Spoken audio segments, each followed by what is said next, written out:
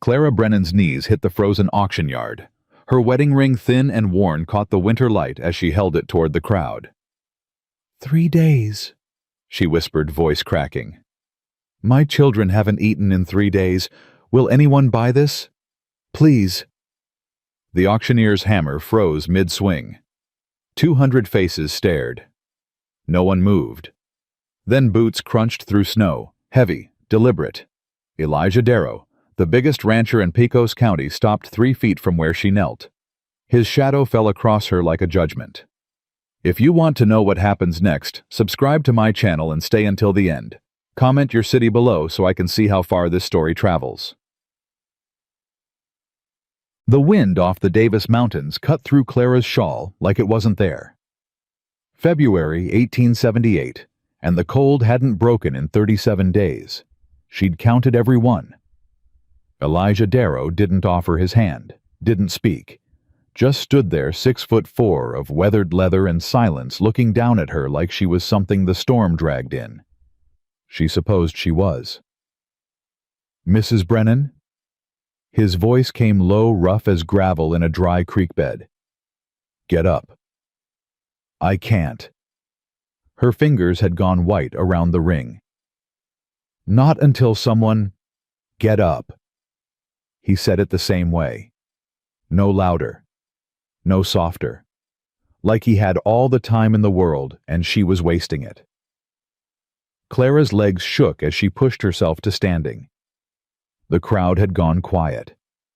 She could feel their eyes, the women from church, the shopkeepers, the ranchers' wives, who'd stopped inviting her to Quilting Bees 3 months ago. Let them look.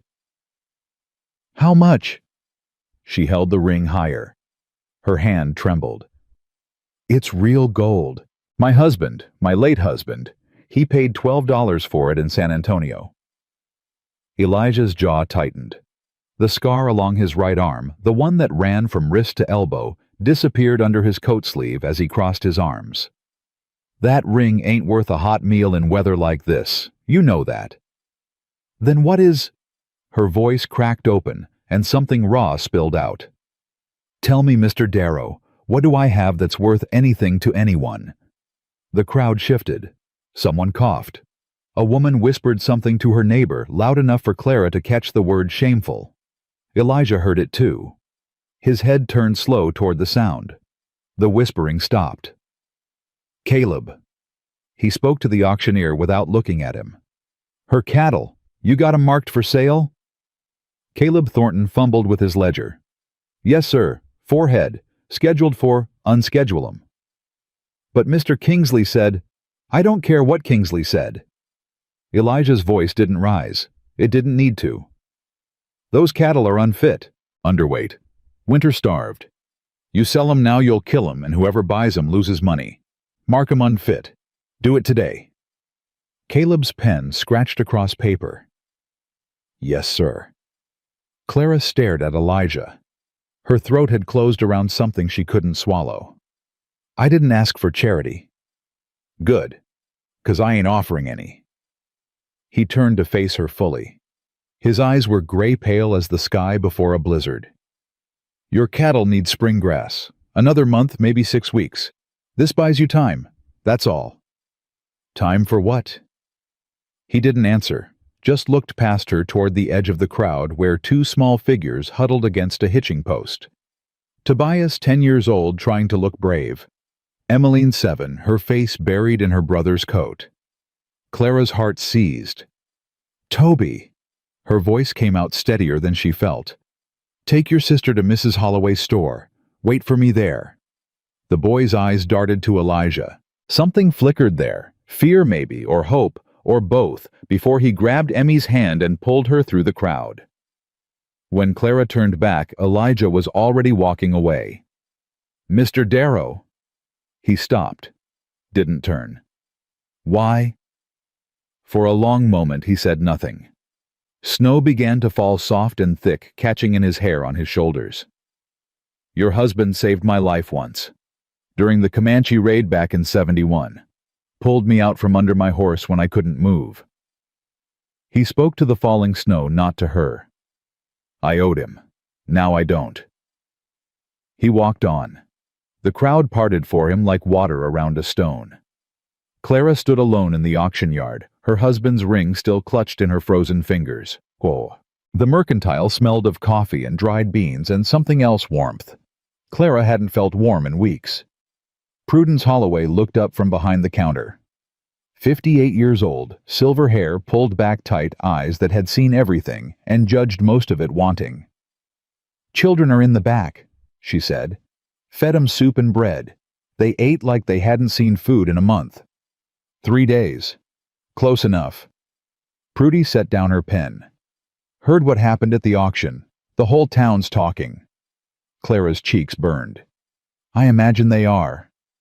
Elijah Darrow speaking up for the Brennan widow. Prudy's voice carried no judgment, just fact. "That's news. Bigger news than Marshall Kingsley trying to foreclose on your land." Clara's head snapped up. "How do you know about that?" "Honey, there ain't a soul in this county doesn't know." Prudy moved around the counter, pulled out a chair. "Sit. You look like you're about to fall over." Clara sat. Her legs gave out the moment the chair took her weight. "Marshall came to see me," she said. 8 days ago. Said Samuel owed the bank $1,400. Said if I couldn't pay by April, the land—" Samuel didn't owe Marshall Kingsley a bent nickel. Clara's breath caught. "What?" Prudy leaned against the counter, arms crossed. "My husband Hiram, God rest him, was clerk of courts for 18 years. Kept copies of every document that passed through his hands, every deed, every note, every contract." She paused. "Including your husband's. Samuel's deed, signed, witnessed, and notarized, December 1874. Samuel James Brennan and Clara Jane Brennan, joint proprietors. 200 acres, Section 12, along the Pecos." Prudy's eyes were sharp. "No liens, no debts, and no Marshall Kingsley anywhere on it." Clara's hands had started shaking again. "But Marshall showed me a document. It had Samuel's name." "I'm sure it did." Prudy's mouth pressed thin. "Marshall Kingsley's been buying up land along that river for 2 years now. Every widow, every struggling farmer, every family that hits hard times, he swoops in with his bank papers and his foreclosure notices." She shook her head. "Your land sits right where the railroad wants to run their new spur. Water rights alone make it worth $3,000, maybe more." The room tilted. Clara gripped the edge of the chair. "He's trying to steal it. He's been stealing it. From folks who don't know any better, who can't afford lawyers, who don't have 18 years of Hiram Holloway's files sitting in a back room." Prudy straightened. "You, Mrs. Brennan, are not one of those folks. Not anymore." Clara looked toward the back of the store where she could hear Toby's voice, low and serious, explaining something to Emmy. Probably telling her everything would be fine. Probably lying. "Why are you helping me?" Prudy was quiet for a moment. "Hiram asked me to. Before he died. Said Marshall Kingsley was a snake, and someday that snake would bite someone who deserved better." She met Clara's eyes. "I've been waiting 3 years to step on his head." The Brennan homestead sat 2 miles outside town, tucked into a bend of the Pecos, where cottonwoods grew thick along the banks. In summer, it was beautiful. In February, with snow piling against the door and the wind howling through gaps in the walls, it was barely shelter. Clara pushed through the door, Toby and Emmy trailing behind her. The fire had died while they were gone. The cabin was as cold inside as out. "Toby, get the kindling. Emmy, check on the chickens." Both children moved without question. They'd learned these past 8 months not to ask questions when Mama's voice got that edge to it. Clara stood at the table staring at the document Marshall Kingsley had left behind. The paper was heavy, official-looking, stamped with the bank's seal. At the bottom, 2 signatures, Samuel James Brennan, and beneath it, Marshall Wade Kingsley, co-proprietor. Her stomach turned. She knew Samuel's handwriting, had watched him practice it by lamplight, tongue between his teeth, determined to get the loops just right. The signature on this paper was close, almost right. But the tail of the S was wrong, too short, too careful. Samuel always swept it long, like he was signing with a flourish, even when he was just marking a feed receipt. This wasn't Samuel's hand. The door banged open. Clara spun, hand flying to her chest. Marshal Kingsley filled the doorway. Snow dusted his shoulders, his black coat, the brim of his hat. In his right hand, he held a silver pen. He turned it slowly, catching the dim light. Mrs. Brennan. He stepped inside without waiting for permission. His boots left wet prints on the swept floor. I heard about your display at the auction. Clara moved to put the table between them.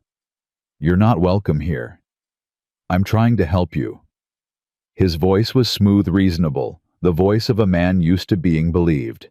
That scene today, begging in public, offering your wedding ring to strangers, it doesn't reflect well on you. People are talking about your stability, your ability to care for those children. Her blood went cold. Get out. Clara. He said her name like he had a right to it. I understand grief. I do. But Samuel would want you to be practical. He'd want you to take my offer and start fresh somewhere easier. Your offer is theft. Marshall's expression didn't change. My offer is $200 for 200 acres. That's generous considering the circumstances.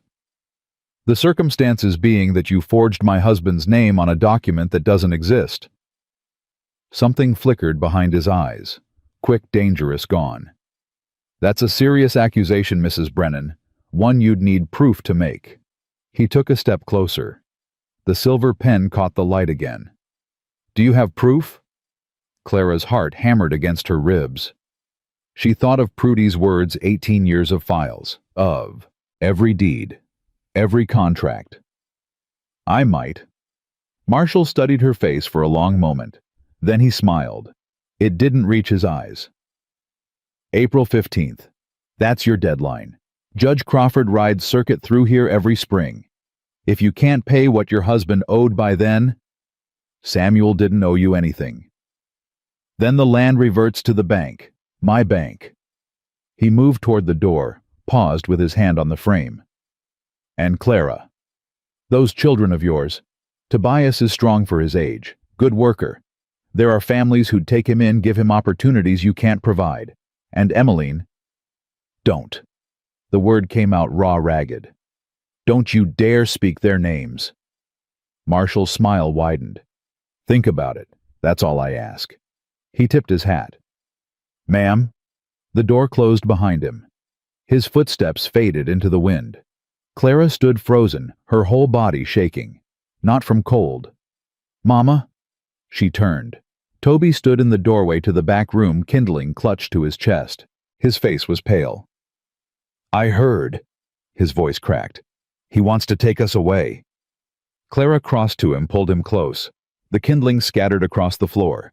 She didn't care. He won't. But he said, I don't care what he said. She held him tighter.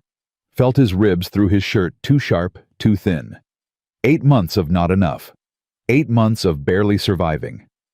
No one is taking you anywhere. You understand me. No one. Emmy appeared behind her brother, eyes wide, clutching her rag doll. Mama!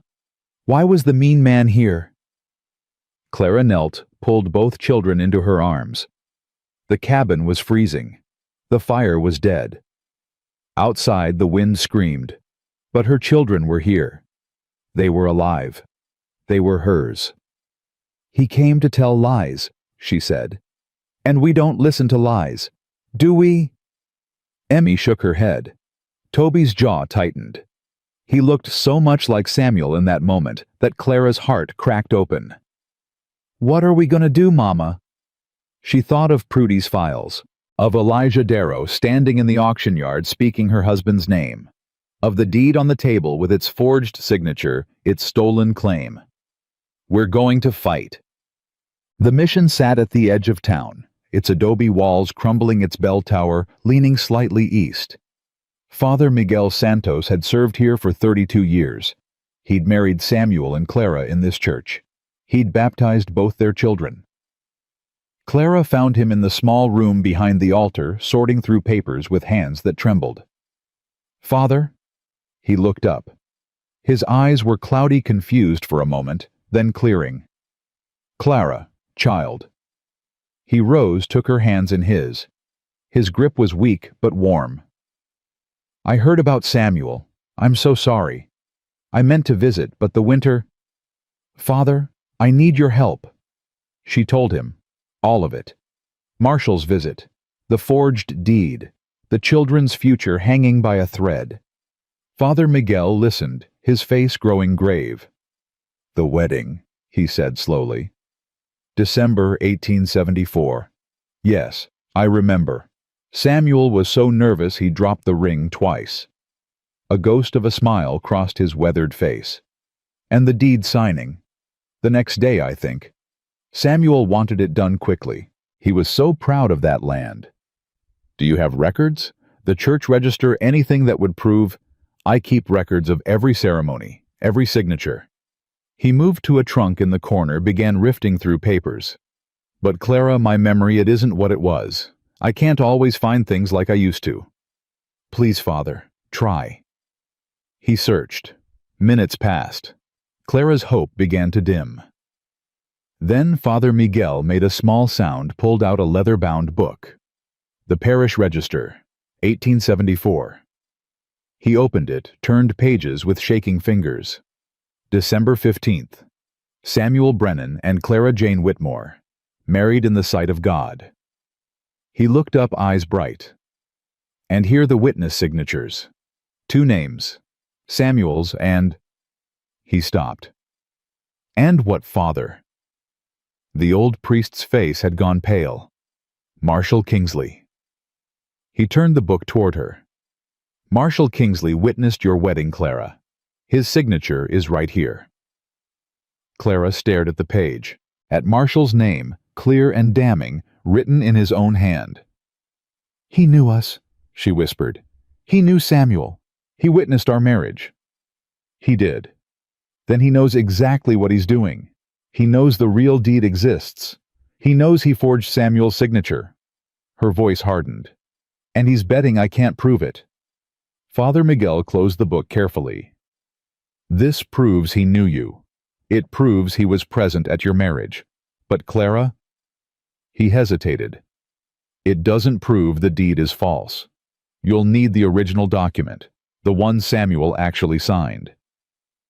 "Prudy Holloway says her husband kept copies."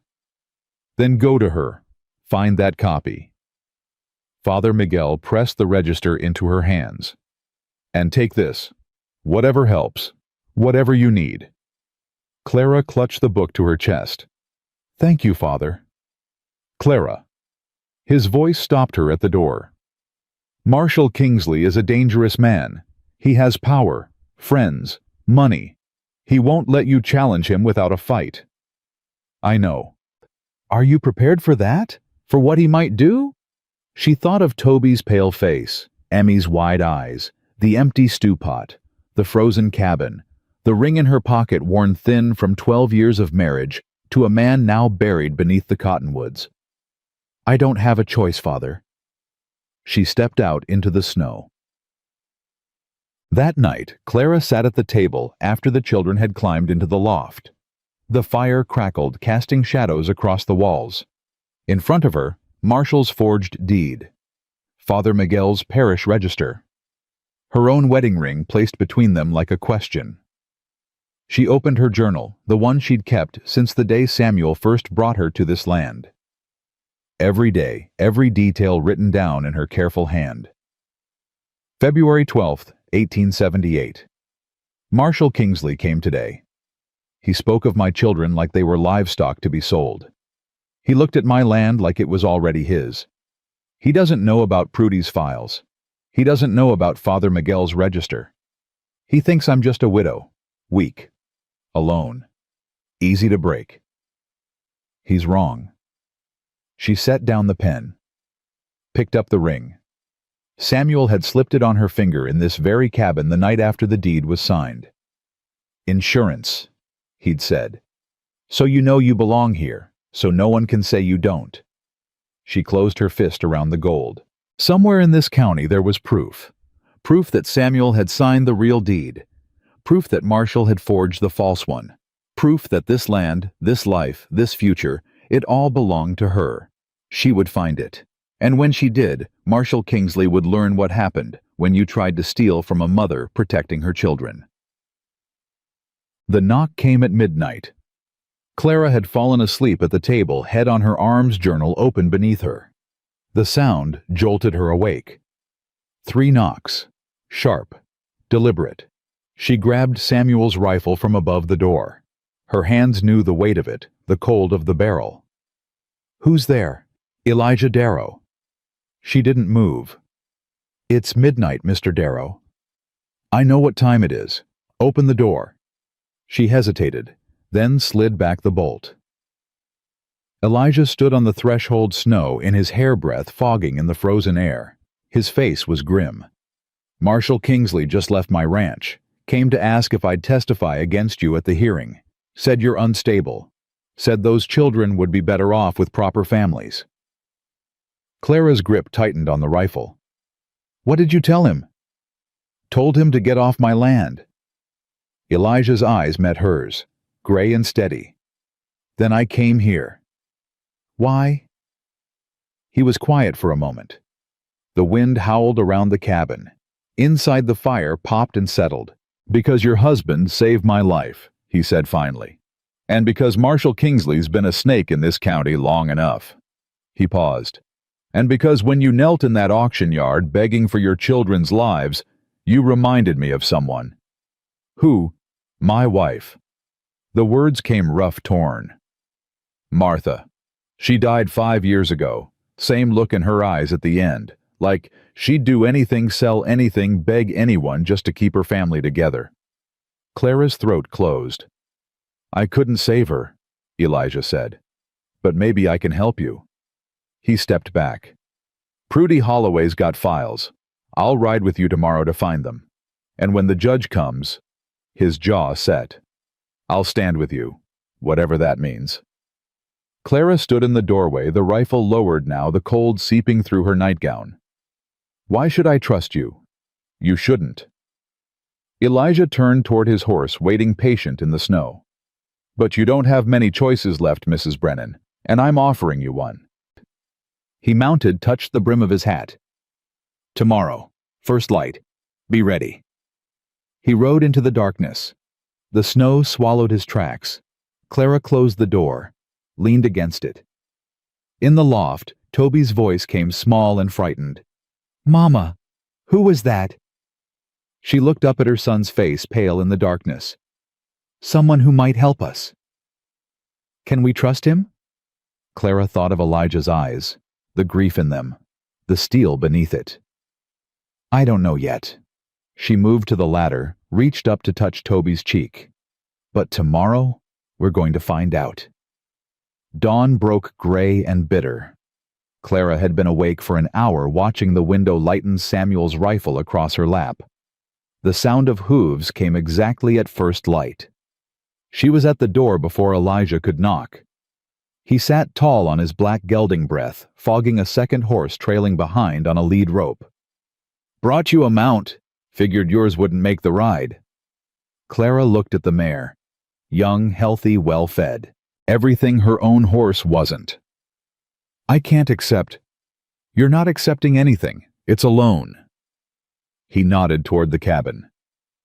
"Children coming?" "They're staying with Father Miguel. I asked him last night." She'd walked them to the mission before dawn. Emmy still half asleep, Toby silent and watchful. The old priest had taken them in without question. Elijah's expression shifted. Something like approval crossed his weathered face. "Smart. Kingsley won't try anything at the church." He extended his hand. "Let's go." Clara hesitated. Then she took his hand and swung up onto the mare. They rode in silence for the first mile. The snow had stopped overnight, leaving the world white and still. Their horses' hooves crunched through the crust, the only sound in the frozen morning. "How long have you known?" Clara finally asked. About what Kingsley's been doing. Elijah didn't look at her. Suspected for years. Knew for certain when he came after my neighbor's widow back in '75. Same pattern. Forged documents. Foreclosure threats. She sold for pennies. 3 months later, Kingsley flipped the land to a cattle company for 10 times what he paid. Why didn't anyone stop him? Who was going to he's the banker, the justice of the peace? He's got half the county in debt to him and the other half scared of him. Elijah's jaw tightened. My wife tried. Martha. She was collecting evidence, talking to other families he'd cheated. Then she got sick and... He stopped. Clara waited. And I gave up, he said finally. Buried the fight along with her. Told myself it wasn't my business anymore. But you came to me last night. I did. Why now? After 5 years. Elijah was quiet for a long moment. When he spoke, his voice was rough. Because you reminded me what she looked like, that last year, when she still thought we could win. He turned to face Clara. I let her down. Let her fight alone while I tended cattle and pretended nothing was wrong. When she died, I told myself I'd do better next time. His eyes held hers. This is next time. They rode on. The road curved toward town, and Prudy Holloway's mercantile appeared in the distance, smoke rising from its chimney. Prudy's husband, Clara said. Hiram, you knew him. Everybody knew Hiram. Honest man, careful man, kept records like his life depended on it. Elijah almost smiled. Used to drive Prudy crazy, all those files, but he always said the truth was in the paperwork. Said you could lie with words, but you couldn't lie with documents. Not if someone was watching. And he was watching Kingsley. From the day Kingsley bought that bank, Hiram never trusted him. Neither did Martha. Elijah reined his horse to a stop outside the mercantile. That's why she started collecting evidence. She and Hiram together, before she got sick. Clara stared at him. Your wife and Prudy's husband were working together. For almost a year. Then Hiram had his heart attack. Martha got the fever 3 months later. His voice went flat. Kingsley got lucky. Both of them gone before they could finish what they started. Or he got something other than lucky. Elijah's eyes sharpened. What are you saying? I'm saying 2 people investigating the same man both died within 3 months of each other. I'm saying that's a lot of coincidence. The words hung in the frozen air. Elijah's face had gone hard as stone. Don't say that to anyone else. Not yet. Not without proof. I know. Clara dismounted, handed him the mare's reins. But I'm thinking it. She pushed through the mercantile door. The bell chimed. Prudy looked up from behind the counter. You're early. Her eyes moved to the window to Elijah waiting outside. And you brought company. He's helping. Prudy studied her for a long moment, then nodded. Come on back. I've been going through Hiram's things since yesterday. Found some files I think you need to see. The back room was chaos. Trunks open, papers scattered across every surface, stacks of ledgers teetering on chairs and tables. Prudy moved through it like she knew exactly where everything was. Hiram organized by year, then by name. Everything from his time as clerk. She pulled a thick folder from a trunk. Brennan, Samuel and Clara, December 1874. Clara's hands trembled as she took the folder. Inside, neatly preserved, lay a single document. The deed. 2 signatures at the bottom.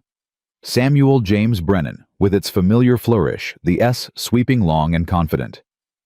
And beside it, Clara Jane Brennan, her maiden name Whitmore included in the proprietor line above. No Marshall Kingsley. No co-proprietor clause. Nothing but what she remembered signing on that cold December morning. Samuel's hand warm on her shoulder, his voice proud as he said, It's ours now. Really ours. This is it, she whispered. This is the original. It's a copy, Prudy corrected. Hiram made copies of everything. The original would have gone to the Territorial Land Office, she paused, or to whoever had access to their files. Kingsley. Kingsley. Prudy's mouth pressed thin. He became Justice of the Peace in '76. That gave him access to every deed, every contract, every piece of paper in this county. My guess, he pulled the originals, destroyed them, filed his own versions. Then this copy is the only proof that your deed ever existed as it should. Prudy placed her hand on Clara's arm. Guard it with your life. Clara looked down at the document. Samuel's handwriting stared back at her. She could almost feel him standing beside her, smell the wood smoke in his hair, hear his voice. It's ours. Really ours. There's more. Prudy's voice pulled her back. Hiram kept notes, a journal like yours. He wrote down everything suspicious, every family Kingsley pressured, every land deal that didn't smell right. Where is it? Prudy hesitated. That's the problem. I've been through every trunk, every box, every drawer. The journal's gone. Clara's heart sank. Gone? Hiram kept it locked in his desk. After he died, I couldn't find the key. I figured I'd break it open eventually, but I never got around to it. Prudy's face tightened. 2 weeks ago, someone broke into the store. Middle of the night. Nothing seemed to be taken, merchandise was untouched. But Hiram's desk was open. The lock was broken. Kingsley. Or someone working for him. Either way, the journal's gone. Prudy moved to a shelf, pulled down a small wooden box. But Hiram was careful. He never kept everything in one place. Said it was insurance. She opened the box. Inside, a collection of loose papers, receipts, notes in Hiram's cramped handwriting. These were hidden in the root cellar. I found them yesterday. She spread the papers across the table. Look at this one. Clara leaned close. A list of names, dates, property descriptions, amounts. Widow Hanson. Section 8, February 1876. Original deed. Hanson, sole proprietor. Filed deed, Hanson and Kingsley co-proprietors. Sale price, $150. Resale to Morrison Cattle Company. $1, $400. Widow Dalton. Section 3, August 1876. Original deed. Dalton, sole proprietor. Filed deed. Dalton and Kingsley co-proprietors. Sale price, $200. Resale to Pacific Rail Survey. $2, $100. The list went on. 8 names, 8 widows, 8 stolen properties. He's been doing this for years. Clara breathed. Over and over. The same pattern. And getting rich off it. Prudy tapped the bottom of the list. Look at the total. Hiram calculated it. Over $12,000 in profit. From land he never owned. From women he cheated. Clara's hands had gone cold. This is proof. This list, your husband's notes, this proves what he's been doing. It proves a pattern. But Clara, Prudy's voice softened. A pattern isn't the same as proof of your specific case. We have Hiram's copy of your deed. We have this list showing Kingsley's history. But Kingsley will claim the copy is a forgery. He'll say Hiram made a mistake. He'll produce his own version and swear it's the original. Then it's my word against his. Unless we find someone who can testify, someone who saw your deed signed, someone whose word a judge would believe. Clara thought of Father Miguel, his clouded eyes, his trembling hands. Father Miguel witnessed the wedding. He might have witnessed the deed signing too, but his memory isn't what it was. I know. Prudy began gathering the papers back into the box. There's one other person. Someone who was definitely there when deeds got signed, who worked in the land office back in '74. Who? Prudy met her eyes. Edgar Coombs, the clerk. He retired 2 years ago. Lives up near the Davis Mountains now in that cabin by Miller's Creek. I know Edgar. Samuel used to buy horses from his brother.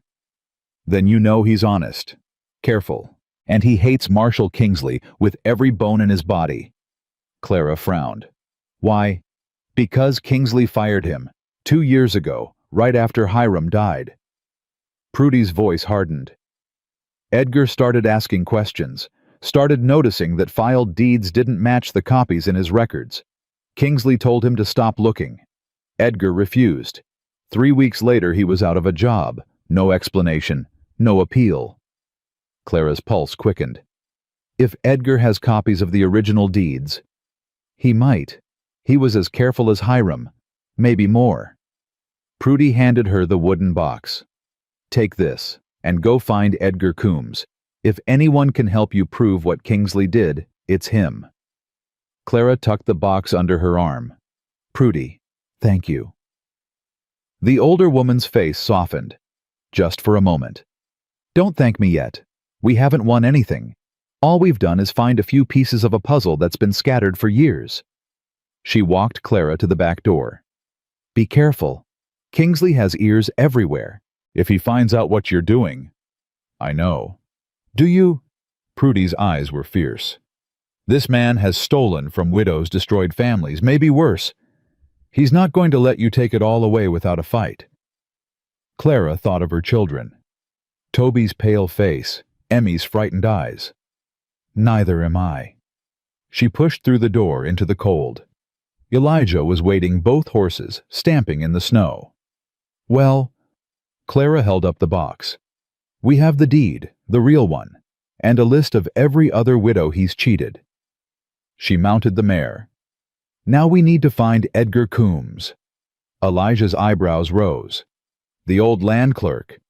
He's half a day's ride from here, into the mountains. Then we'd better start riding. They turned their horses toward the Davis Mountains. The sun climbed higher, pale and cold. Behind them, Clara felt the weight of Kingsley's shadow pressing closer with every passing hour. She didn't look back. The trail into the mountains wound through pine and scrub oak snow, lying thick where the sun couldn't reach. They'd been riding for 4 hours when Elijah finally spoke. Tell me about your husband. Clara startled. They'd barely exchanged 10 words since leaving town. What do you want to know?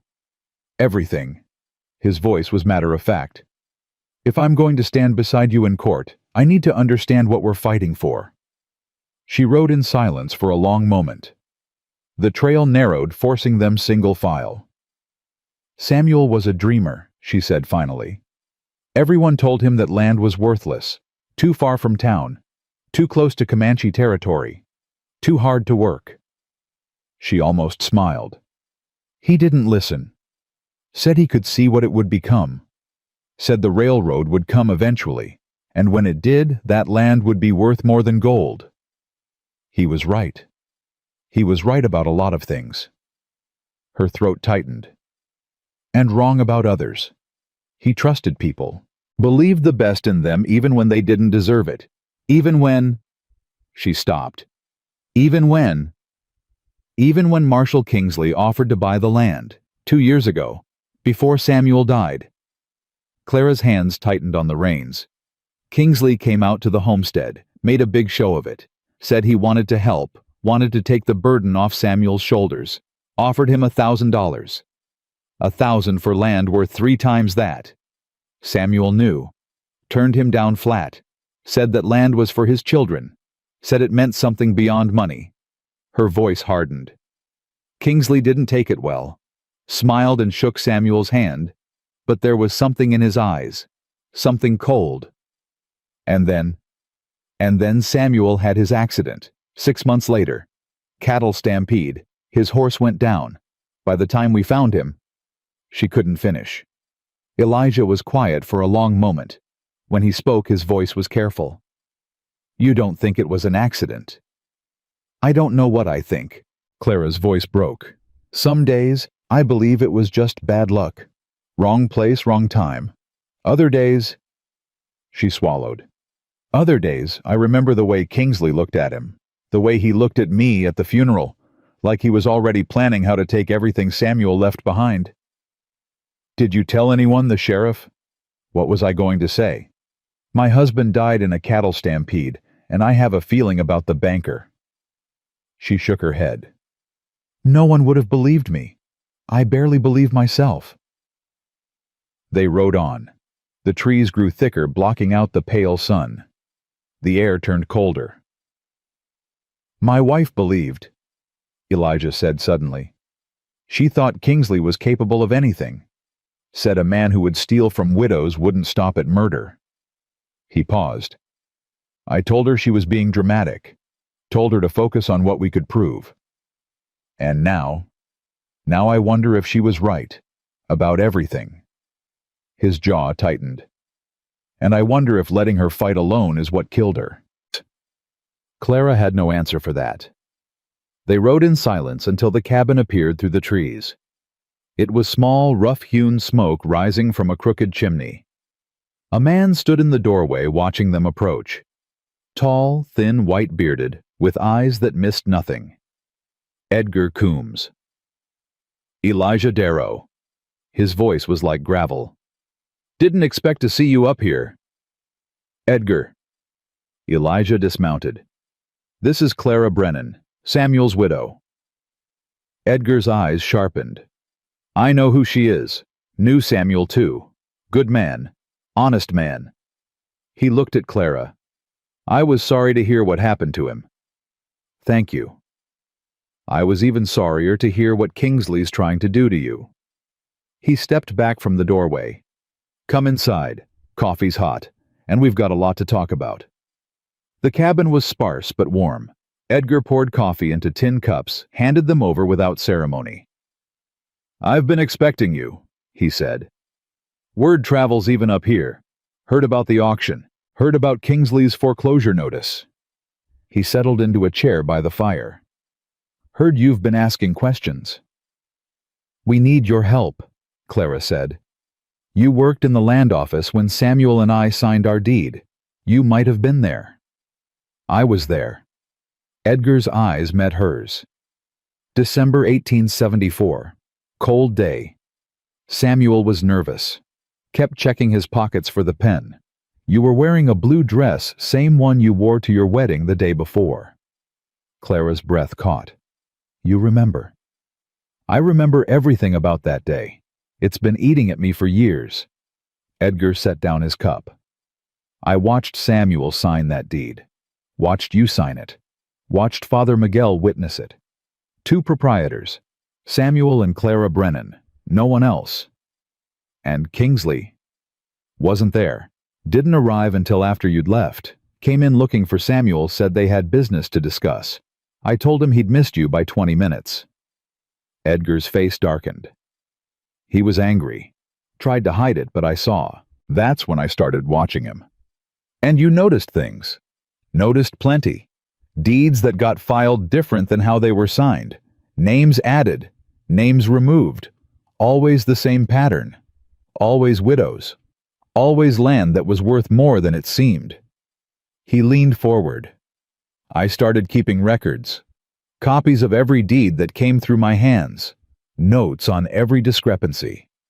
Built a file an inch thick." "Where is it?" Edgar's face fell. "Gone. Same as Hiram Holloway's journal. Kingsley had me fired, and the next day someone broke into this cabin while I was in town. Took everything. Every document. Every note. 2 years of work vanished overnight." Clara's heart sank. "So we have nothing." "Not nothing." Edgar rose, moved to the corner of the cabin. He knelt, pried up a floorboard, reached into the darkness beneath. "I told you. I remember everything. And I learned from Hiram. Never keep everything in one place." He pulled out a metal box rusted at the corners. Inside a stack of papers, yellow with age. "Copies of the copies," he said. "The most important ones, including yours." He handed Clara a document. She looked down. Samuel's signature, her signature, Father Miguel's witness mark. "This matches the copy Prudy gave me." "It should. They're both accurate." Edgar returned to his chair. "But here's what you need to know. I didn't just copy the deeds. I copied Kingsley's forgeries too. Side by side. So anyone could see the difference." He pulled another paper from the stack, laid it beside the first. The signatures were close, but not identical. Samuel's S on Kingsley's version was too short. The flourish on Clara's name was missing entirely. And at the bottom, in fresh ink that didn't match the aging of the paper, Marshall Wade Kingsley, co-proprietor. "You can see it," Edgar said. "The original ink is faded. Kingsley's edition is darker, newer. He didn't even try to match the aging." "Will a judge see it?" "If the judge is honest, yes.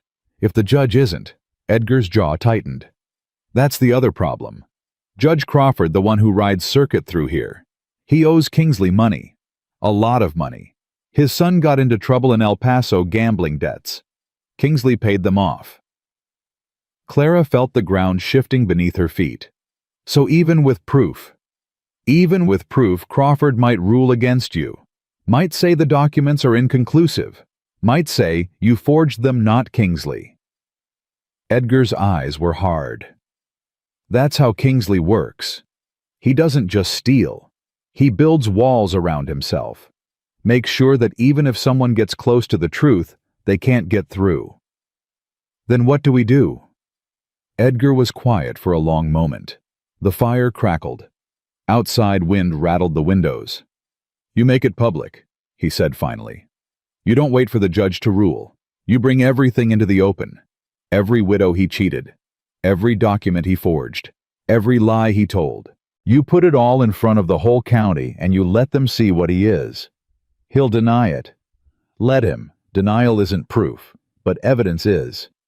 And when people see your deed next to his forgery, when they see Hiram's list of victims, when they hear me testify about what I watched him do for years," Edgar leaned forward, "they'll believe. They have to."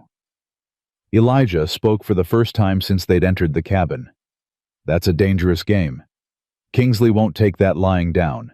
He'll fight back. Hard." "I know." Edgar's eyes moved to Clara. "Are you prepared for that, Mrs. Brennan? For what he might do when he realizes you're going to expose him?" Clara thought of her children. Toby's determination. Emmy's fear.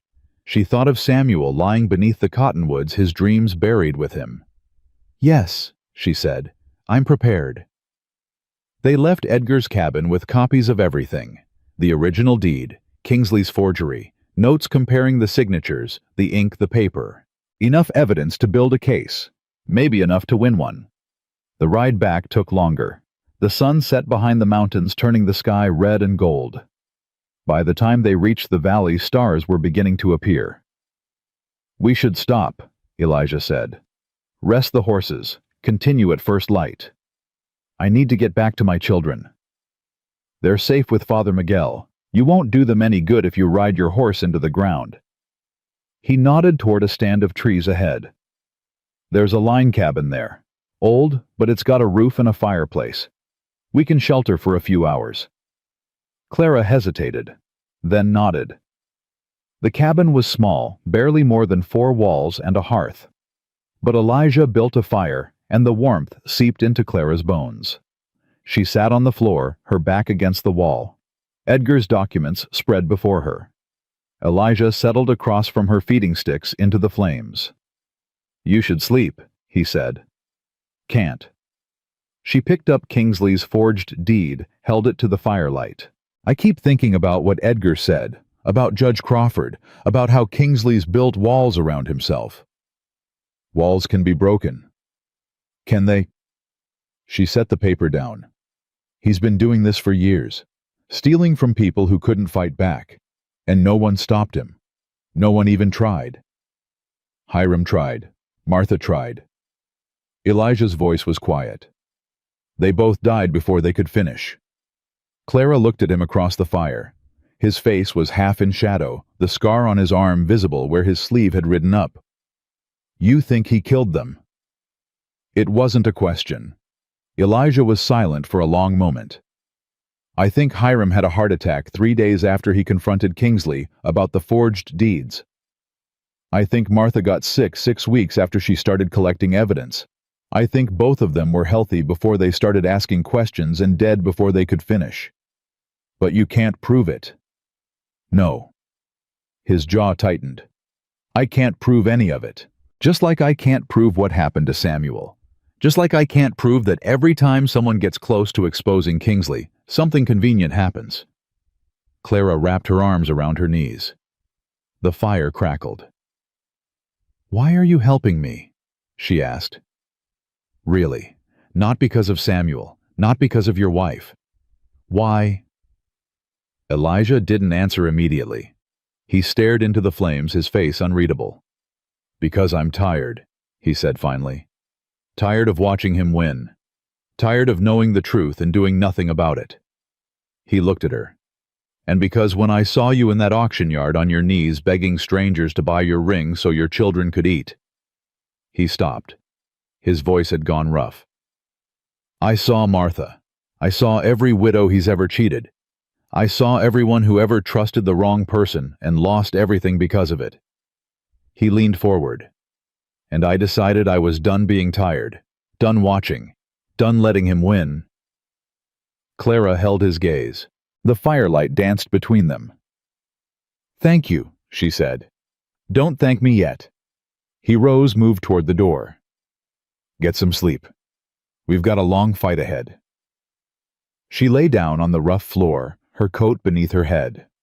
Through the window, stars burned cold and bright. Tomorrow, she would return to her children. Tomorrow, she would begin gathering allies, building her case, preparing for the hearing. But tonight in this cabin in the mountains, she allowed herself one moment of something that felt almost like hope. They reached town just after dawn. The mercantile was already open smoke rising from its chimney. But something was wrong. A crowd had gathered outside, voices raised, movement. Clara kicked her horse forward. Elijah followed. She pushed through the crowd and her blood went cold. The front window was shattered. Glass scattered across the snow. Inside, shelves had been overturned. Merchandise lay scattered across the floor. And on the wall, painted in red letters, a foot high: "Some questions are better left unasked." Prudy Holloway stood in the center of the destruction broom in hand, face pale but composed. "He came last night," she said, her voice carrying to the crowd. "Someone did. Didn't see who. Just heard the crash and came running." She met Clara's eyes. "They took everything from the back room. Every document, every file, every piece of paper Hiram ever kept." Clara's heart stopped. The deed, the list. Prudy's jaw tightened. "Gone. All of it. Whatever you took yesterday, that's all that's left." The crowd murmured. Clara felt their eyes on her, accusing, curious, afraid. "Mrs. Brennan." A voice cut through the noise. She turned. Marshal Kingsley stood at the edge of the crowd, flanked by Deputy Colt Jessup. His face was arranged in careful concern. "I heard about this terrible vandalism. So distressing." He moved closer, his silver pen catching the morning light. "I hope you're not involved in whatever mischief prompted this." Clara's hands curled into fists. "You know exactly who's responsible." "I'm sure I don't know what you mean." His smile didn't waver.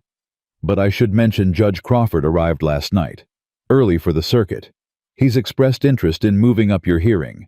Says he wants to resolve these property disputes quickly." He paused. "Less uncertainty for everyone involved." Clara's blood pounded in her ears. "When?" "3 days from now. Sunday. After church." Kingsley tipped his hat. "I'd suggest you spend that time getting your affairs in order, Mrs. Brennan. These things rarely go well for people who make unfounded accusations." He turned and walked away. The crowd parted for him. Clara stood in the snow, surrounded by broken glass and spilled flour, feeling the walls closing in. 3 days. She had 3 days to save everything that mattered. And somewhere in this town, her children were waiting, trusting her to protect them. She clutched Edgar's documents against her chest. It wasn't over. Not yet. Clara ran. Through the crowd, past the shattered glass, toward the mission at the edge of town. Her boots slipped on the icy street. She didn't slow down. Father Miguel met her at the door, his face grave. "They're safe," he said before she could speak. Both of them. Asleep in the back room. Clara's knees nearly buckled. She braced herself against the doorframe, gasping. Someone came here last night, Father Miguel continued. Knocked on the door around midnight, asked if I was sheltering the Brennan children. Who? I didn't recognize the voice. When I opened the door, no one was there. The old priest's hands trembled as he touched her arm. Clara, what's happening? She told him. The break-in at Prudy's. The stolen documents. Kingsley's visit. The hearing moved up to Sunday. Father Miguel crossed himself. 3 days. That's not enough time. It has to be. Clara moved past him toward the back room. She needed to see her children. Needed to touch them, hold them, know they were real and safe and here. Toby was awake when she pushed through the door. He sat up on the narrow cot, eyes alert, body tense. Mama, what's wrong? Nothing. The lie came automatically. Everything's fine. You're crying. Was she? Clara touched her face. Her fingers came away wet. She crossed to the cot, pulled Toby into her arms. He was stiff at first, then softened, his thin arms wrapping around her. Something happened, he said against her shoulder. I can tell. Yes. She couldn't lie to him, not anymore. Something happened, but we're going to be okay. How do you know? Clara pulled back, looked into her son's face. Samuel's eyes stared back at her. Samuel's jaw. Samuel's stubborn determination. Because I won't let anything hurt you. Either of you. She glanced at Emmy, still sleeping on the other cot, her rag doll clutched to her chest. No matter what happens, I will keep you safe. Uncle Marshall. He's not your uncle. He's nothing to us. Clara's voice hardened. And he's not going to win. Toby studied her face. You found something. In the mountains. I can tell. Smart boy. Too smart for his own good. I found proof, she said quietly, that your father signed our deed the right way. That Kingsley changed it. That he's been lying. Will the judge believe you? The question cut deep. Clara thought of what Edgar had said about Judge Crawford, about the gambling debts, about the walls Kingsley had built. I don't know, she admitted, but I'm going to try. Toby's jaw tightened. That look again. The one that made him seem 20 years older than 10. I want to help. You are helping. By staying safe. By watching your sister. Clara touched his cheek. That's the most important thing you can do. But, Toby? Her voice firmed. I need to know you're here. I need to know you're protected. If I'm worrying about you, I can't focus on fighting Kingsley. Do you understand? He didn't like it. She could see the struggle in his face, but finally he nodded. Yes, ma'am. Good boy. She kissed his forehead. Now get some sleep. I'll be back soon. She found Elijah outside the mission, talking quietly with Father Miguel. They stopped when she approached. Children are safe? Elijah asked. For now. Clara's voice was steady, but her hands shook. We need to move faster. Kingsley knows we have something. That's why he burned Prudy's store. That's why he moved up the hearing. He's scared, Father Miguel said. A scared man is dangerous. He's always been dangerous. Elijah's jaw was set. But you're right. He wouldn't be moving this fast if he wasn't worried.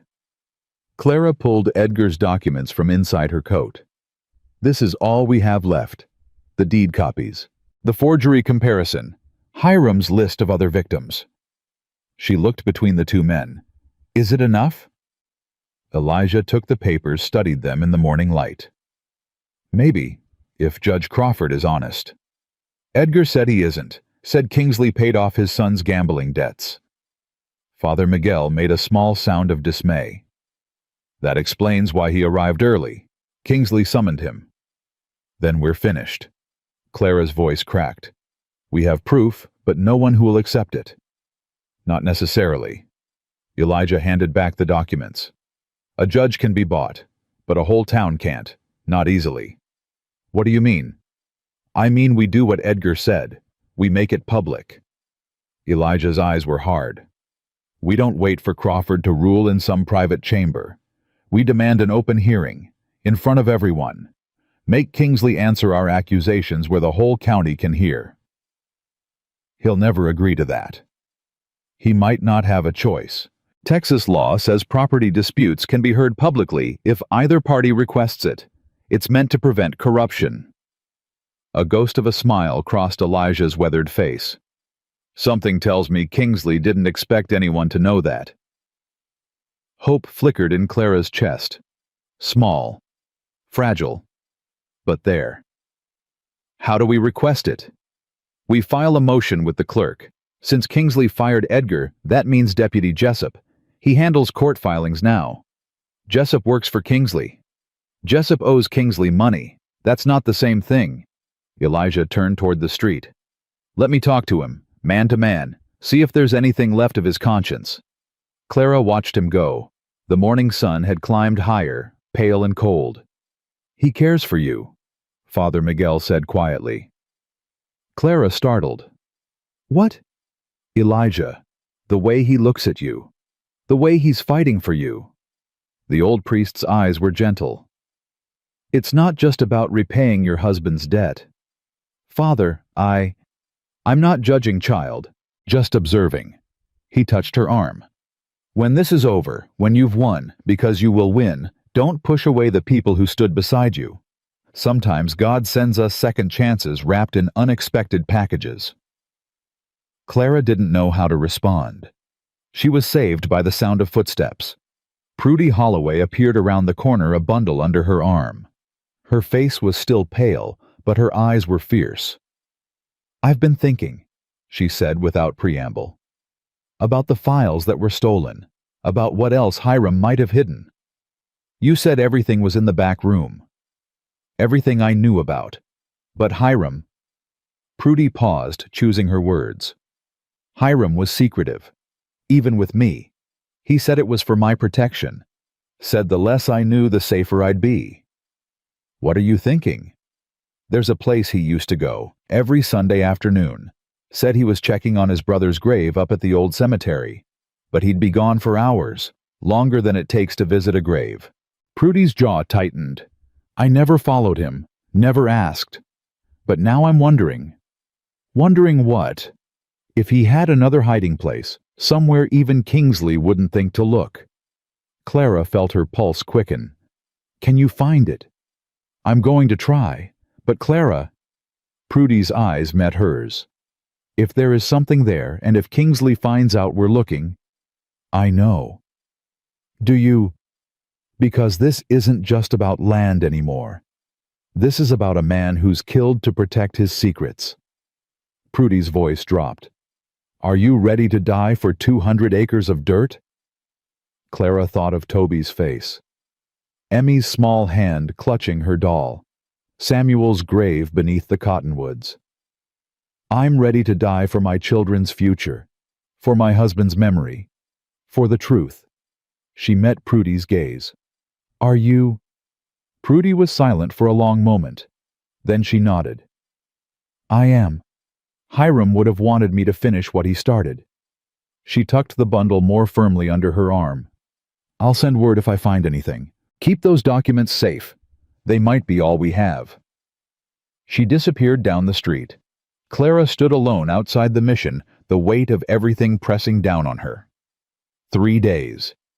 3 days to find more evidence, secure a public hearing, and somehow convince a corrupted judge and a frightened town to believe a widow over the richest man in the county.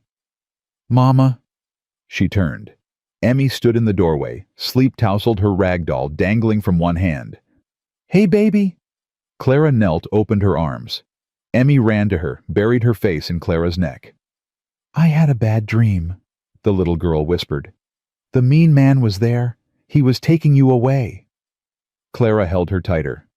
"I'm not going anywhere. I promise." "Toby says we might lose our house." "Toby worries too much." Clara pulled back, smoothed Emmy's tangled hair.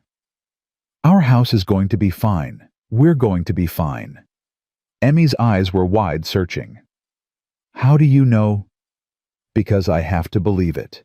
Because if I don't, I'll fall apart and never get back up.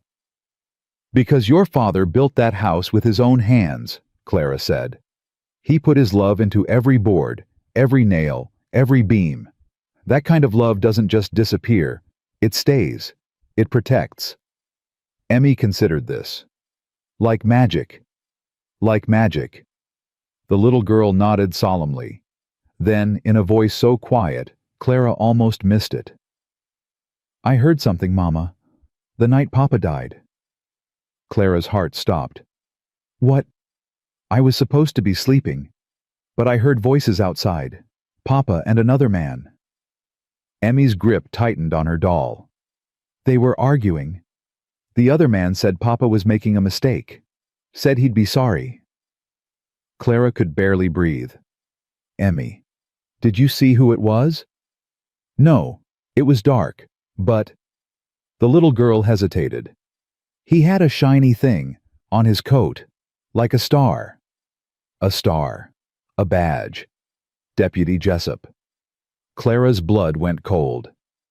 Baby, have you told anyone else about this? Emmy shook her head. I was scared. And then Papa was gone, and I didn't want to make you sad. Clara pulled her daughter close, her mind racing. Emmy had heard something that connected Kingsley's deputy to Samuel the night before he died. It wasn't proof. A child's memory 7 months old of a voice in the dark, but it was something. You did the right thing telling me, Clara whispered. I'm proud of you. Is it important? It might be. Very important. Clara took Emmy's hand. Let's go inside. Okay. Stay with Father Miguel. I need to talk to someone. She found Elijah at the deputy's office. He emerged as she approached, his face grim. Jessup refused. Said he couldn't file a motion for public hearing without Kingsley's approval. Elijah spat into the dirt. Man's got no spine. Maybe he's got more to hide than we thought. Clara pulled him aside, lowered her voice. Emmy told me something. About the night Samuel died. She told him. The voices. The argument. The shiny thing like a star. Elijah's face went hard as stone. Jessup was at your homestead that night. If Emmy's memory is right. A 7-year-old's memory from 7 months ago. Elijah shook his head. It's not enough. Not for a court. I know, but it means something. It means there's more to Samuel's death than a cattle stampede. Clara's voice shook. It means Kingsley might have... Don't say it. Elijah's hand closed on her arm. Not out loud. Not until we have proof. How do we get proof? Everyone who knew anything is dead. Hiram, Martha, Samuel. Clara felt tears burning. We keep finding pieces, but they don't add up to anything a judge will accept. Then we find more pieces. Elijah's grip gentled. Prudy's looking for Hiram's secret hiding place. Edgar's willing to testify about what he saw at the land office. Father Miguel witnessed your wedding and your deed. And now Emmy is 7 years old. Kingsley will tear her apart if she testifies. She won't have to testify, not directly. But if her memory leads us to something else... Elijah paused. What if Jessup knows more than he's saying? What if he's not just scared of Kingsley but guilty too? Clara thought of the young deputy. His nervous eyes. The way he'd avoided looking at her since Samuel's funeral. You think he was involved? I think a man doesn't refuse a simple filing motion unless he's got something to lose. Elijah's eyes met hers. I think we need to have a different kind of conversation with Deputy Jessup. One that doesn't happen in his office. What are you suggesting? I'm suggesting we find out what he knows, what he's hiding, and we give him a choice, help us, or go down with Kingsley when this all comes out. Clara hesitated. It felt like a line she shouldn't cross. But then she thought of Emmy's whispered confession, of Samuel lying dead in the grass, of everything Kingsley had taken was still trying to take. How do we find him alone? He drinks at the saloon most nights, gets sloppy when he's had too much. Elijah's mouth twisted. Tonight. After dark. I'll keep him talking while you slip in. He won't expect you. And if he won't talk, then we make sure he knows exactly what we'll tell Judge Crawford if he doesn't." Elijah's voice was flat. "Sometimes the only way to fight a snake is to become one yourself, just for a moment." Clara thought of what she'd told Toby, about not becoming what you fight against, about doing things the right way. But the right way wasn't working. Kingsley had burned Prudy's store, stolen their evidence, moved up the hearing, threatened her children. Maybe the right way was whatever kept her family alive. "Tonight," she said, "after dark." The saloon stank of whiskey and tobacco. Clara stood in the shadows outside, watching through the window as Elijah settled onto a stool beside Deputy Jessup. The deputy was already 3 drinks in. His face was flushed, his movements loose.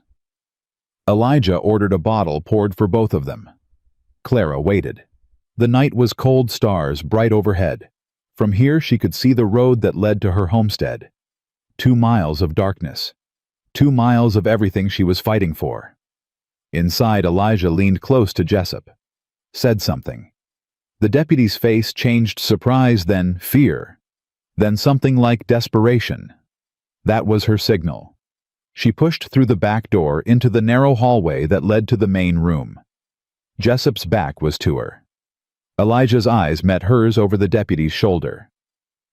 "Evening, deputy." Jessup spun on his stool. Whiskey sloshed from his glass. "Mrs. Brennan, what are you—" "We need to talk." Clara moved closer. "About the night my husband died." Jessup's face went white. "I don't know what you mean." "I think you do. My daughter heard you. Outside our cabin. Arguing with Samuel." Clara's voice was steady, even though her hands shook. "She saw your badge in the moonlight." She's a child. She's confused. "Maybe. Or maybe you were there and you know exactly what happened." Clara leaned in. "What did Kingsley send you to do that night? Deputy threaten Samuel, scare him into selling." "I didn't. It wasn't." Jessup's eyes darted to Elijah, then back to Clara. "You don't understand." "Then explain it to me." "I can't. Can't or won't." Jessup's hand shook as he lifted his glass, drained it. "If I talk, he'll kill me.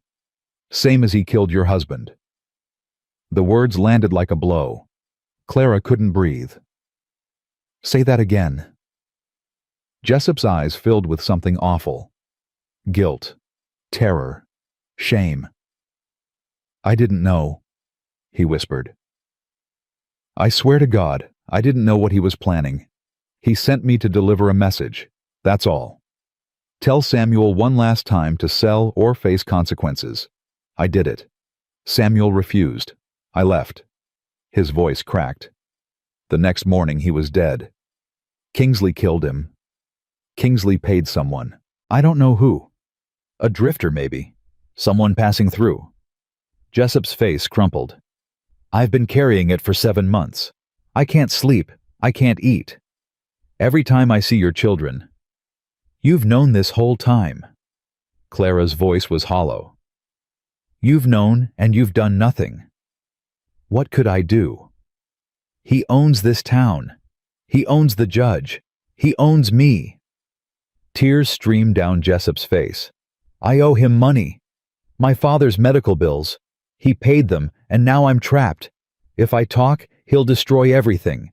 My family, my career, my life." Elijah spoke for the first time. "And if you don't talk, he destroys Mrs. Brennan, her children, everything her husband built." Jessup wiped his face. "I know. So choose." Elijah's voice was iron. "Help us bring him down, or go down with him.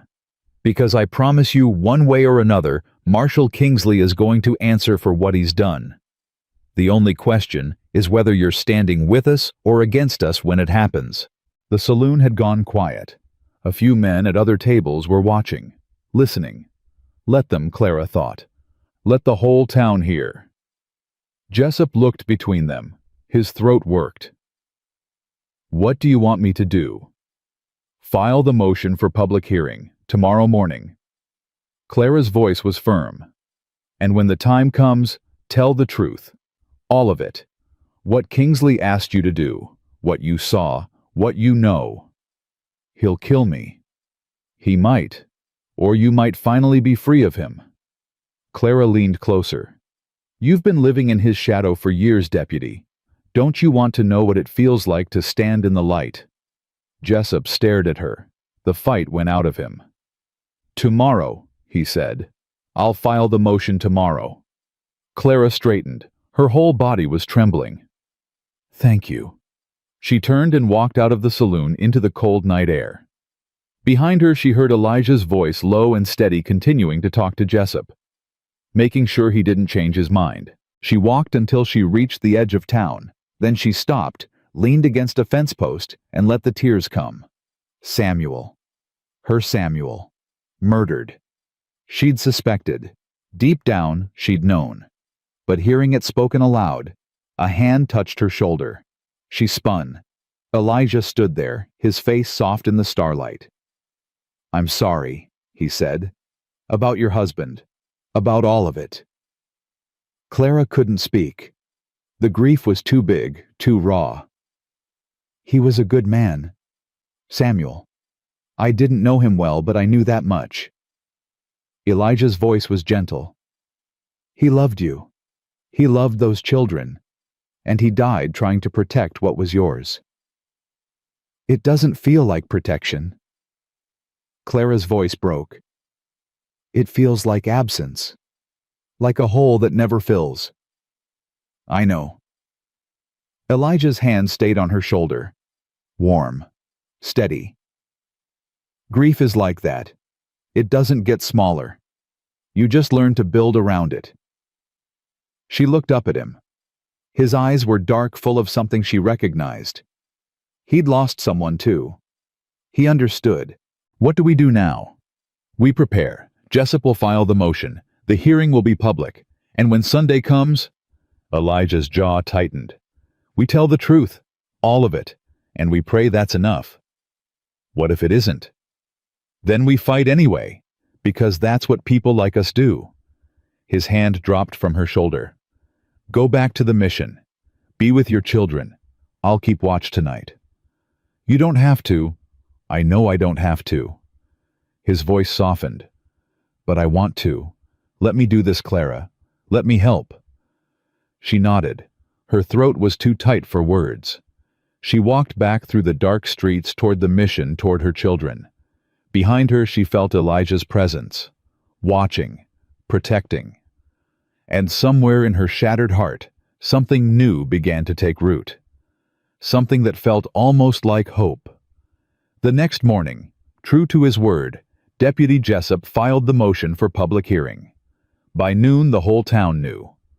And by sunset, Marshal Kingsley came to the mission. Clara saw him through the window. Striding across the yard, his coat billowing, his face twisted with rage. Father Miguel moved to block the door. This is a house of God, Mr. Kingsley. You're not welcome here. Get out of my way, old man. Kingsley's voice was a snarl. I want to talk to the widow. Clara stepped forward. Then talk. Kingsley's eyes found her. The civilized mask was gone. Underneath was something feral. Desperate. You think you've won something. You haven't. A public hearing means nothing. Judge Crawford answers to me. Maybe, but the town doesn't. Clara's voice was steady. They'll hear everything, Marshal. What you did to those widows. What you did to my husband. What you've been doing for years. They won't believe you. You're a grieving woman. Hysterical. Unstable. Then why are you here? Why do you look scared? Kingsley's hand shot out, grabbed her arm. Father Miguel shouted. Clara didn't flinch. Because you should be scared, Kingsley hissed. Because if you walk into that hearing on Sunday, you won't walk out. Not with your children, not with your land, not with anything. Clara wrenched her arm free. Is that a threat? It's a promise. Kingsley stepped back. His composure was returning, but his eyes were still wild. "I've worked too hard, built too much. I won't let a nobody widow tear it down." "You're wrong about one thing." Clara's voice was quiet, dangerous. "I'm not a nobody. I'm Samuel Brennan's wife, mother of his children, owner of his land." She met his eyes. "And I'm going to destroy you." Kingsley stared at her. Something flickered in his face, surprise maybe, or recognition. He'd underestimated her. He was only now realizing how badly. "Sunday," he said. "We'll see who destroys whom." He turned and strode away. Father Miguel rushed to Clara's side. "Are you all right? Did he hurt you?" "No." Clara watched Kingsley's retreating figure. "He's the one who's hurt. He just doesn't know it yet." That night, a rider came to the mission. Prudy Holloway, breathless, her horse lathered with sweat. "I found it," she gasped. "Hiram's hiding place, in the old cemetery behind his brother's headstone, a metal box buried in the ground." Clara's heart leaped. "What's inside?" Prudy reached into her saddlebag, pulled out a leather journal. "Everything. Every transaction Kingsley ever made. Every forgery. Every bribe. Every family he destroyed." She pressed it into Clara's hands. "It's all here, Clara. Everything we need." Clara opened the journal. Page after page of Hiram Holloway's careful handwriting. Names, dates, amounts, witness statements. A complete record of Marshall Kingsley's crimes compiled over years of patient secret work. "Hiram was building a case," Prudy said. "A real one, with evidence that would stand up in any court. Her voice broke. "He just didn't live long enough to use it." Clara looked up. "He did. Through us." She closed the journal. "This is it, Prudy. This is how we win." Prudy's eyes were bright with tears. "Then let's finish what he started." Clara held the journal against her chest. 2 days until Sunday. 2 days until the hearing that would decide everything. But for the first time since Samuel's death, she felt ready. Ready to fight. Ready to win. Ready to bring Marshall Kingsley to his knees. Clara sat at Father Miguel's table. Hiram's journal opened before her, reading by candlelight until her eyes burned. Every page revealed another crime. Another family destroyed. Another life stolen. The widow Hanson lost her farm in February 1876.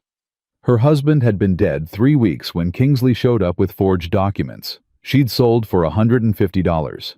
Kingsley resold to a cattle company for $1,400. The widow Dalton, August of the same year. Same pattern, same lies, same theft dressed up in legal language. 8 families in total, 8 widows, 8 stolen futures. And at the bottom of the last page in Hiram's careful script, Samuel Brennan refused to sell. October 1877. MK increasingly agitated, warned SB of consequences. SB stood firm. Must watch this situation closely. Clara's hands trembled on the paper. Hiram had known. He'd seen what was coming. But he'd died before he could warn anyone. A knock at the door made her jump. Elijah entered, snow dusting his shoulders. His face was grim. "We've got trouble." Clara's stomach dropped. "What kind?" "Judge Crawford left town 2 hours ago. Rode out toward the Davis Mountains." Elijah crossed to the table, lowered his voice. "Word is he's meeting with someone, privately. Kingsley." "That's my guess."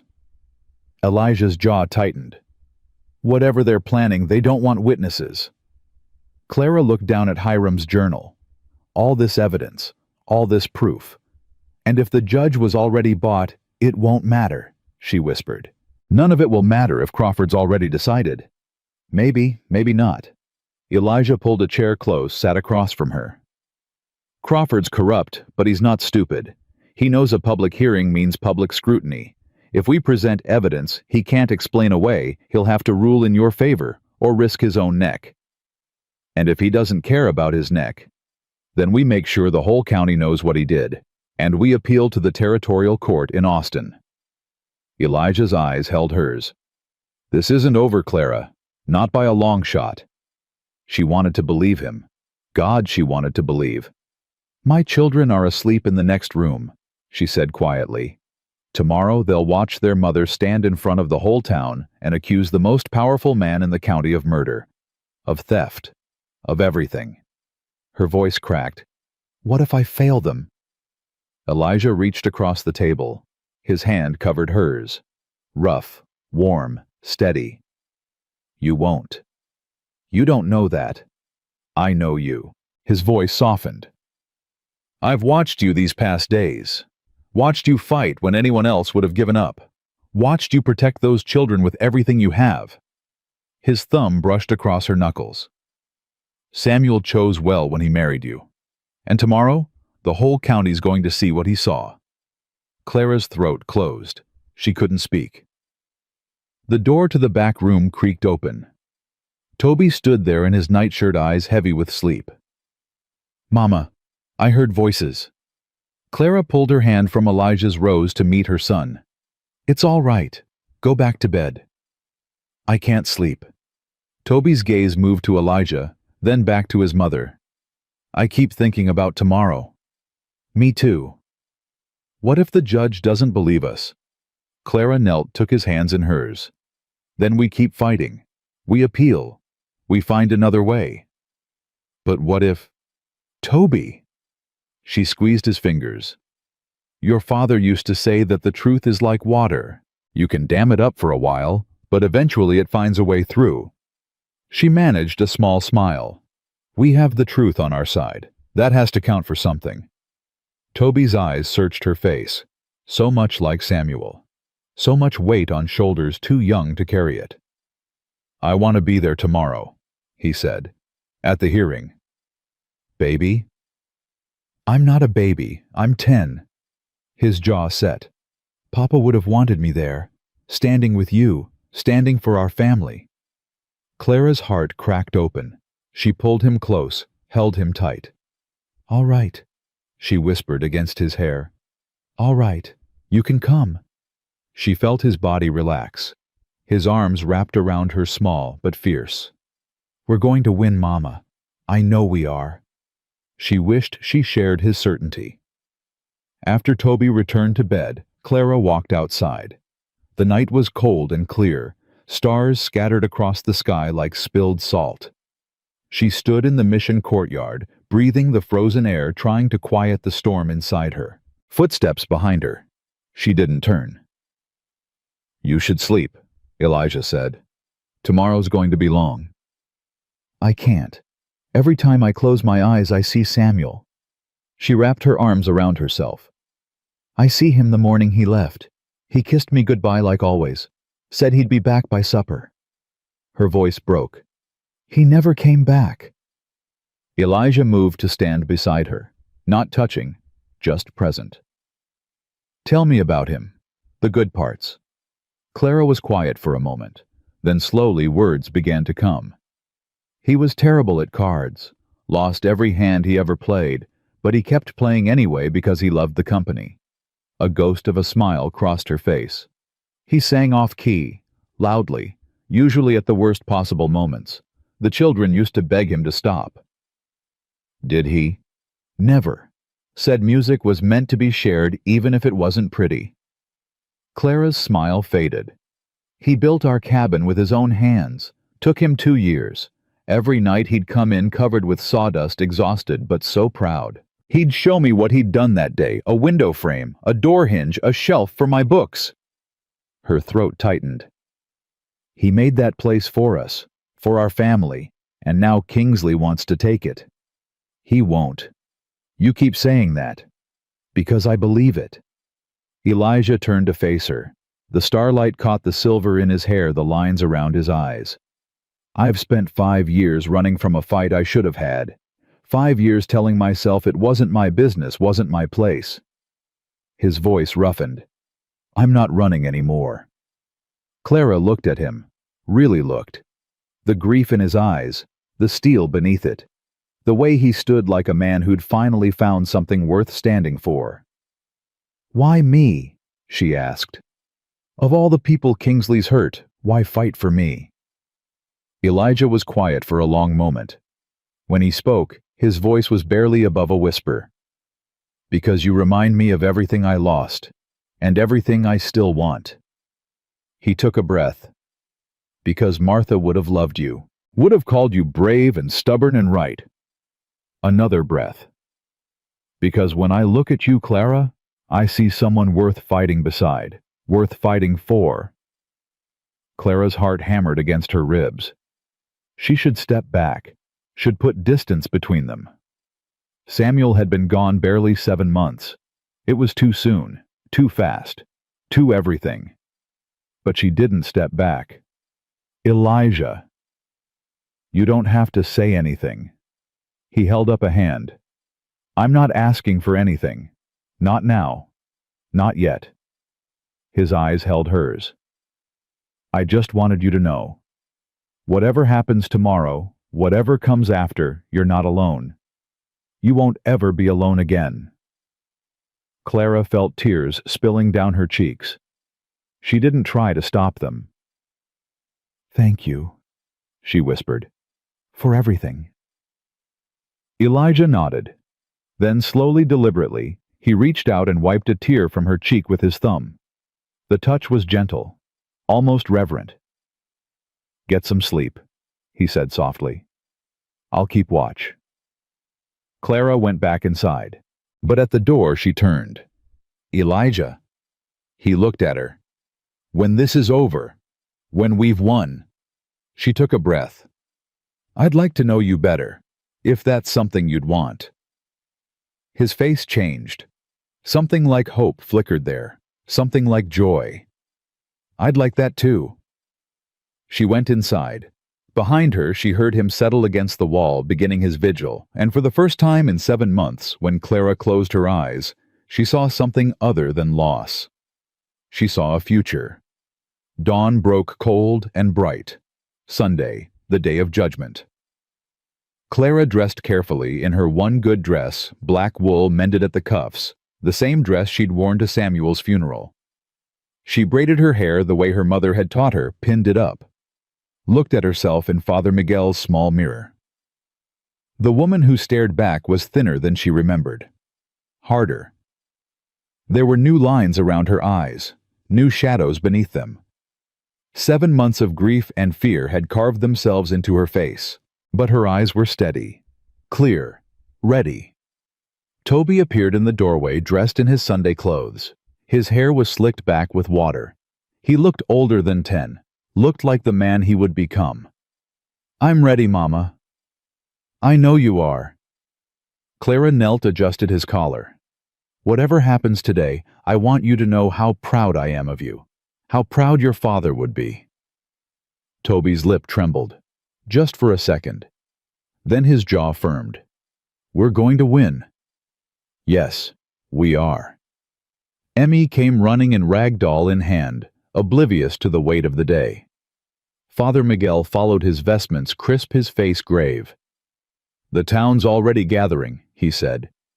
They've set up the hearing in the public square. Must be 200 people there already. Clara's stomach clenched. 200. The whole county come to watch. Is Elijah waiting outside, with Prudy and Edgar? Father Miguel touched her arm. You have allies, Clara, more than you know. She gathered her children, gathered her courage, and stepped out into the light. The walk to the square felt endless. People lined the street watching in silence. Clara kept her eyes forward, her children's hands in hers. She didn't look at the faces, didn't want to see the judgment there. The public square had been transformed. Benches arranged in rows. A platform at one end where Judge Crawford already sat, his face inscrutable. And at a table to the left, Marshal Kingsley flanked by 2 men Clara didn't recognize. Lawyers, probably. Brought in from somewhere bigger. Somewhere that didn't know what he really was. Elijah met her at the edge of the crowd. His face was calm, but his eyes were fierce. You ready? Clara looked at the platform. At Crawford's cold eyes. At Kingsley's confident smirk. at the hundreds of faces turned toward her, waiting to see what would happen. Yes. She walked forward, Toby and Emmy beside her, and took her place at the table opposite Kingsley. Prudy sat behind her, Edgar beside Prudy, Father Miguel at the end of the row, and Elijah standing just behind Clara's chair. Close enough to touch, close enough to steady. Judge Crawford banged his gavel. The crowd fell silent. This hearing is now in session. Matter of foreclosure. First Texas Trust versus the estate of Samuel Brennan. Crawford's voice was flat, bored. Mr. Kingsley, present your case. Kingsley rose, smooth, polished, every inch the respectable banker. Your Honor, the facts are simple. Samuel Brennan borrowed $1,400 from my bank in 1874. The loan was secured against his property. Upon his unfortunate death, the debt transferred to his widow, who has failed to make payments. He spread his hands. The bank is merely seeking what it is owed. Crawford nodded. Mrs. Brennan. Your response. Clara stood. Her legs felt like water, but her voice came out clear. Everything Mr. Kingsley just said is a lie. Murmurs rippled through the crowd. Crawford's gavel banged. Explain yourself, Mrs. Brennan. My husband never borrowed money from Mr. Kingsley's bank. The debt Mr. Kingsley claims doesn't exist. Clara reached into her satchel, pulled out the documents. I have here the original deed to our property, signed by my husband and myself in December 1874. 2 proprietors. No liens, no debts, no connection to Marshall Kingsley whatsoever. She stepped forward, placed the papers on Crawford's desk. The judge's eyes flickered. Something shifted in his expression. I also have copies of the deed Mr. Kingsley filed with the Territorial Land Office. A forgery. You can see the differences clearly. The handwriting doesn't match, the ink is fresher, and my husband's distinctive signature has been poorly imitated. She placed the second set of papers beside the first. Crawford leaned forward, studying them. Furthermore, Clara's voice strengthened. I have testimony from Edgar Coombs, former clerk of the Land Office, who witnessed my husband sign the original deed and can confirm that Marshall Kingsley was not present. Edgar rose from his seat. His voice carried across the silent square. I was there, Your Honor. December 1874. Samuel Brennan signed that deed with his wife. 2 proprietors, no one else. Kingsley didn't show up until after they'd left. Crawford's face had gone pale. He glanced at Kingsley. Something passed between them, fear, warning, desperation. Mr. Kingsley, Crawford said carefully, how do you respond to these allegations? Kingsley rose. His composure was cracking. Clara could see it, the twitch at the corner of his eye, the tension in his shoulders. These documents are forgeries, Your Honor. Created by a grieving widow desperate to hold on to property she cannot afford. He gestured toward Clara. Mrs. Brennan has been through a terrible tragedy. Her judgment is clearly impaired. My judgment is fine. Clara turned to face the crowd. And I'm not the only one Mr. Kingsley has tried to steal from. She pulled out Hiram's journal, held it up. This journal was kept by Hiram Holloway, clerk of courts, for 18 years. Before his death, he documented every transaction Marshall Kingsley made, every forged deed, every stolen property, every widow he cheated. She opened the journal, began to read. Widow Hanson, February 1876. Original deed showed her as sole proprietor. Filed deed showed Kingsley as co-proprietor. She sold for $150. Kingsley resold for $1,400. Gasps from the crowd. Clara kept reading.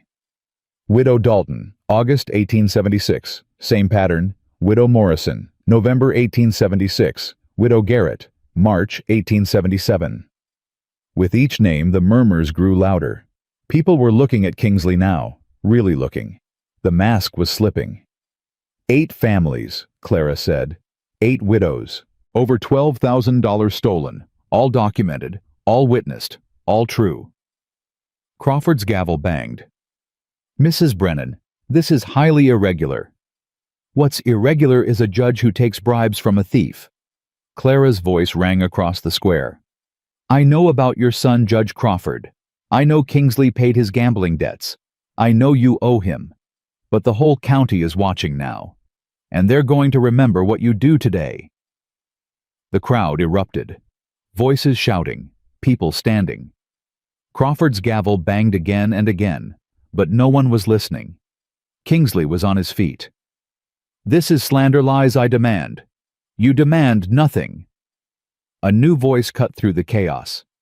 Deputy Jessup stepped forward. His face was pale, but his voice was steady. I have something to say, Your Honor. The crowd went quiet. Crawford stared at his deputy. Kingsley's face had gone white. Deputy Jessup, Crawford said carefully, this isn't the time. This is exactly the time. Jessup turned to face the crowd. His hands were shaking, but he didn't stop. 7 months ago, Marshal Kingsley sent me to the Brennan homestead, told me to deliver a message, warned Samuel Brennan one last time to sell his land. Jessup, Kingsley's voice was sharp. Warning. I delivered the message. Samuel refused. I left. Jessup's voice cracked. The next morning he was dead. Silence. Absolute silence. Kingsley told me it was an accident, told me to forget what I'd seen, what I knew. Tears streamed down Jessup's face. But I can't forget. I can't live with it anymore. He looked at Clara. Mrs. Brennan, I'm sorry. I'm so sorry. Clara couldn't breathe, couldn't move. The world had narrowed to this moment, this truth finally spoken aloud. Samuel. Murdered. And the man who'd done it standing 10 feet away. Kingsley broke. This is absurd. He lunged toward Jessup. You're lying. You're all lying. Elijah moved. Fast. His body between Kingsley and Clara. His hand on the banker's chest pushing him back. That's enough. Kingsley's eyes were wild, trapped. You don't understand. The railroad, the water rights. It was supposed to be simple. He was supposed to sell. But he didn't.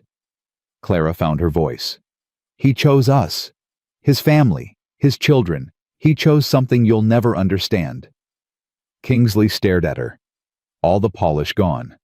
All the pretense stripped away. Just a small, desperate man who'd destroyed lives for money. You can't prove any of this, he whispered. We just did. Clara gestured to the crowd. 200 witnesses. Every person here heard what Jessup said, heard what's in this journal. She stepped closer. It's over, Marshal. You're finished. Crawford's gavel came down one final time. His voice was shaking. Marshal Wade Kingsley, based on the evidence presented and the testimony given, I am remanding you into custody, pending full investigation by territorial authorities. He swallowed hard. Sheriff, take him. 2 men moved forward. Kingsley didn't resist. All the fight had drained out of him. He looked old suddenly, broken. As they led him past Clara, he stopped. His eyes met hers. I built an empire, he said quietly. 20 years of work, and you destroyed it in 20 minutes. Clara looked at him, at the man who'd stolen her husband, stolen her land, tried to steal her children. No, she said, you destroyed it yourself. The day you decided other people's lives were worth less than your profits. They took him away. The crowd parted. And Clara stood in the center of the square surrounded by 200 witnesses, Hiram's journal clutched to her chest. She'd won. Somehow, against everything, she'd won. Toby slammed into her arms, wrapping tight around her waist. Emmy followed, crying and laughing at the same time. Clara dropped to her knees, gathered them close, and let herself finally break. Mama. Toby's voice was muffled against her shoulder. Mama, you did it. We did it, she whispered. All of us. Together. She looked up through her tears, saw Elijah standing there, his eyes bright with something she'd remember for the rest of her life. saw Prudy wiping her face with a handkerchief, saw Edgar nodding slowly solemnly, saw Father Miguel making the sign of the cross. And beyond them, the crowd. Not hostile anymore, not judgmental, just people, ordinary people who'd watched the truth win. Mrs. Dalton pushed through to the front, the same woman who'd whispered about Clara on the church steps, the same woman who'd let her son push Lily May. "Mrs. Brennan." Her voice was thick. I didn't know. I should have. It's all right." Clara rose, still holding her children. "None of us knew. I'm sorry. For everything." Clara looked at her, at the guilt on her face, the shame, and she thought of everything she could say, everything Mrs. Dalton deserved to hear. But Samuel's voice echoed in her memory. "Forgiveness isn't about them, Clara. It's about us, about who we want to be." "Thank you," Clara said simply, "for being here today." Mrs. Dalton nodded, stepped back. Others surged forward, hands reaching out, voices offering apologies, congratulations, support. Clara accepted them all. But her eyes kept finding Elijah. Standing at the edge of the crowd, watching her with that look. The one that made her feel seen. The one that made her feel like maybe, just maybe, there was still good left in the world. Night fell over the square. The crowd dispersed slowly, reluctantly, as if they didn't want the story to end. Clara sat on a bench, her children asleep on either side of her, their heads on her shoulders. Elijah approached, sat down beside them, said nothing for a long while. "It's over," Clara finally said. "The hard part is." He looked at her. "What comes next won't be easy. Rebuilding. Healing. Learning to live without looking over your shoulder." "I know. You won't be alone, though." His voice was quiet, steady. "If you want company." Clara looked at him, at this man who'd stood beside her when everyone else turned away, who'd fought for her when he had nothing to gain, who'd looked at her and seen something worth saving. "I'd like that," she said. "Company." Elijah's face softened. He reached over, gently, brushed a strand of hair from her forehead. "Then you'll have it. For as long as you want." She leaned against him, just slightly, just enough. And for the first time in 7 months, Clara Brennan felt something she'd almost forgotten existed. Peace. 3 weeks had passed since the hearing. The snow had begun to melt, revealing patches of brown earth, stubborn grass pushing through where the frost had retreated. Clara stood at the window of her cabin, watching the sun climb over the hills. Her cabin. Still hers. Finally, truly hers. The territorial marshal had come and gone, taking Kingsley to Austin for trial. The evidence was overwhelming: Hiram's journal, Edgar's testimony, Jessup's confession. They said he'd hang. Clara didn't know how to feel about that. Justice maybe, closure perhaps, but nothing would bring Samuel back. "Mama," Toby's voice came from behind her. "Mr. Darrow's wagon is coming up the road." Clara's heart lifted. She smoothed her hair, caught herself doing it, smiled. "Well, don't just stand there. Go help him with whatever he's brought." Toby ran out, Emmy at his heels. Clara watched them go. These children who'd been through so much, who'd stood beside her when the world turned against them. They were stronger now, different. But still, children still capable of joy. She met Elijah at the door. He carried a bundle of lumber over one shoulder, a sack of nails in his free hand. "Porch rails sagging," he said by way of greeting. "Noticed it last week. Figured I'd fix it before it collapses and drops someone in the mud." "You don't have to." "I know." His eyes met hers, warm, steady. "I want to." He'd been coming every few days since the hearing. Always with a reason, a loose board, a leaky shingle, a fence post that needed replacing. Never asking for anything. Never pushing. Just present. Clara had stopped protesting. Had started looking forward to the sound of his wagon on the road. "Coffee's hot," she said. "When you're ready." Elijah set down the lumber, straightened. I could use a cup first, if you're offering. They sat at the kitchen table, the same table where Clara had pored over Hiram's journal, where she'd planned her fight against Kingsley. It felt different now, lighter. Railroad surveyor came by yesterday, Elijah said. Asked about the easement. Clara nodded. They offered $800 for the right-of-way across the eastern section. You going to take it? I'm thinking about it. She wrapped her hands around her cup. Samuel always said the railroad would come. Said when it did, this land would be worth something. Turns out he was right. He usually was, from what I hear. Clara smiled. It didn't hurt as much anymore remembering. He was wrong about plenty of things. But the important stuff, family land, what matters, he got that right. Elijah was quiet for a moment. Then, I've been thinking. Dangerous habit. So I'm told. He set down his cup. About what comes next. For you. For the children. He paused. For me. Clara's breath caught. And what have you decided? That I'm tired of my empty house. Tired of eating alone, sleeping alone, waking up to silence. His eyes found hers. That I'd like to stop visiting and start staying. If you'd have me. The words hung in the air between them. Clara felt her heart racing. Elijah, I'm not trying to replace Samuel. I know what he meant to you. I know what you had together. His voice roughened. But Martha's been gone 5 years. Samuel's been gone 8 months. We've both buried people we loved. Maybe it's time to start building something new.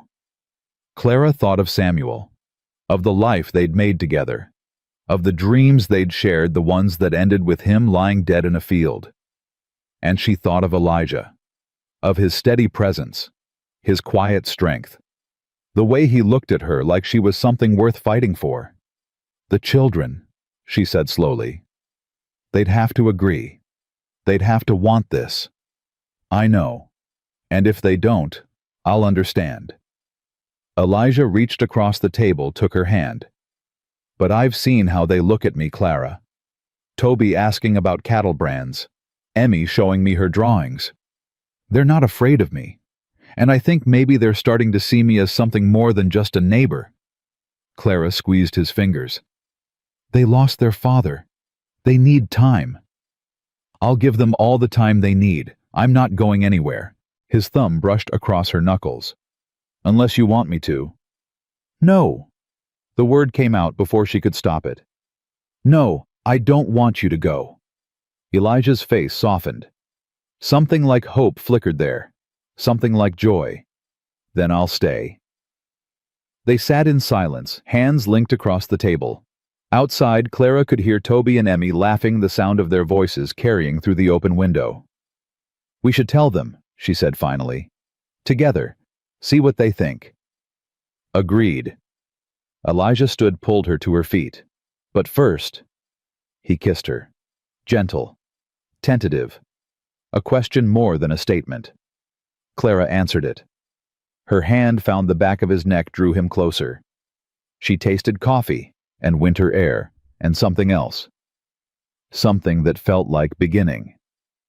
When they finally pulled apart, Elijah's eyes were bright. Been wanting to do that for weeks. Why didn't you? Wasn't sure you were ready. Wasn't sure I was either. He touched her face. But I am now. So am I. They walked outside together. Toby was stacking the lumber Elijah had brought Emmy, handing him pieces one at a time. They looked up as Clara and Elijah approached. Mr. Darrow? Toby's voice was careful. You staying for supper? If your mother'll have me. She will. Toby glanced at Clara, something knowing in his eyes. She always does. Clara knelt beside her son. Toby, there's something we need to talk about. All of us. Emmy abandoned the lumber, ran over. What is it, Mama? Is something wrong? No, baby, nothing's wrong. Clara took a breath. Mr. Darrow, Elijah has been helping us a lot these past weeks. Coming by. Fixing things. Being here. We know, Toby said. His face was unreadable. He'd like to keep doing that. Keep being here. More than just visiting. Clara looked between her children. How would you feel about that? Emmy tilted her head. Like a papa. The question hit Clara in the chest. She opened her mouth, but Elijah spoke first. Not like your papa. Nobody could ever be that. He knelt beside Clara, putting himself at the children's level. But maybe like a friend. Someone who cares about you, looks out for you, helps your mama when she needs it. Toby studied him, long, searching. You were there, at the hearing, when Mama fought for our house. I was. You believed her, when nobody else did. I did. Why? Elijah didn't hesitate. Because your father saved my life once, and because your mother reminded me what courage looks like, and because... He glanced at Clara, then back to Toby. Because some things are worth fighting for. Your family is one of them. Toby was quiet. His jaw worked just like Samuel's used to when he was thinking hard. My papa was a good man, he said finally, the best I ever knew. And you won't try to make us forget him. Never. Elijah's voice was firm. I'll help you remember him, tell you stories about him. Make sure Emmy knows what kind of man he was, even when she's too young to remember herself. Emmy tugged at Elijah's sleeve. Will you teach me to ride a horse, a real one, not the old mare? If your mama says it's okay. Mama. Emmy's eyes were huge, hopeful. Clara felt tears burning. We'll see, baby. Toby still hadn't moved, hadn't spoken. The silence stretched. Then slowly, he extended his hand. Welcome to the family, Mr. Darrow. Elijah took it, shook it like he was shaking hands with a man, not a boy.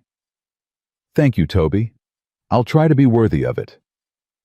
Clara gathered all three of them into her arms. Elijah surprised at first, then relaxing into it. Emmy giggling. Toby stiff for a moment, before softening his thin arms wrapping around them. They stood like that for a long time. 4 people broken in different ways, finding something whole. The railroad easement sold for $800. Clara put most of it away for the children's future schooling maybe, or land of their own when they were grown. The rest she used to rebuild. New shutters for the cabin. A proper chicken coop. Seed for spring planting. Elijah moved his things over in stages. A trunk of clothes. His saddle. The small wooden box that held Martha's wedding ring. I want the children to have it someday, he said, showing it to Clara. Martha would have wanted that. She always hoped for children of her own. Clara touched the ring. Simple gold worn smooth with years. She'd be proud of you, what you're doing here. I hope so. Elijah closed the box. I hope she knows I didn't forget her. That loving you doesn't mean I stopped loving her. It doesn't, Clara said. Love isn't a finite thing. It grows, changes, makes room for more. She thought of Samuel, of the love they'd built in this cabin on this land. It was still here, would always be here, but now there was room for something new, something different, not a replacement, an addition. Spring came slowly. The snow retreated to the highest peaks. The Pecos River swelled with meltwater. Wildflowers appeared in the meadows, bluebonnets and Indian paintbrush and primrose spreading color across the brown earth. Clara planted her garden. Beans, squash, tomatoes. She worked the soil with her hands, feeling it warm beneath her fingers. Elijah worked beside her, not talking much, just present, steady. My wife used to garden, he said one morning. Martha, she grew roses, said they were the only civilized thing about this territory. Did they survive? A few. Still growing at the old place. I check on them sometimes. He paused. Maybe we could transplant some here, if you'd like. Clara smiled. I'd like that. A piece of Martha growing in Samuel's garden. Our garden? Elijah corrected gently. Theirs and ours. The word settled over Clara like a warm blanket. Ours. She'd spent so long fighting alone, protecting alone, surviving alone. The idea of building something together, it still felt strange. But good strange. Toby learned to ride properly that spring. Elijah taught him on a steady gelding, patient and firm. Clara watched from the porch, her heart in her throat every time the horse moved faster than a walk. He's a natural, Elijah said after one lesson. Got his father's seat. And his stubbornness. That too. Elijah smiled. Won't be long before he's better than me. Emmy took longer to warm up. She was shy around the horses, preferred to stay close to Clara, help with the smaller tasks. But slowly, day by day, she began to trust. One afternoon, Clara found her in the barn talking to Elijah's horse. You're very big, Emmy was saying, her voice serious. But I don't think you're mean. Are you? The horse nickered softly. Emmy giggled. He says he's not mean, she reported to Clara. He says he likes carrots and being brushed. Does he now? Uh-huh. Emmy stroked the horse's nose with one small hand.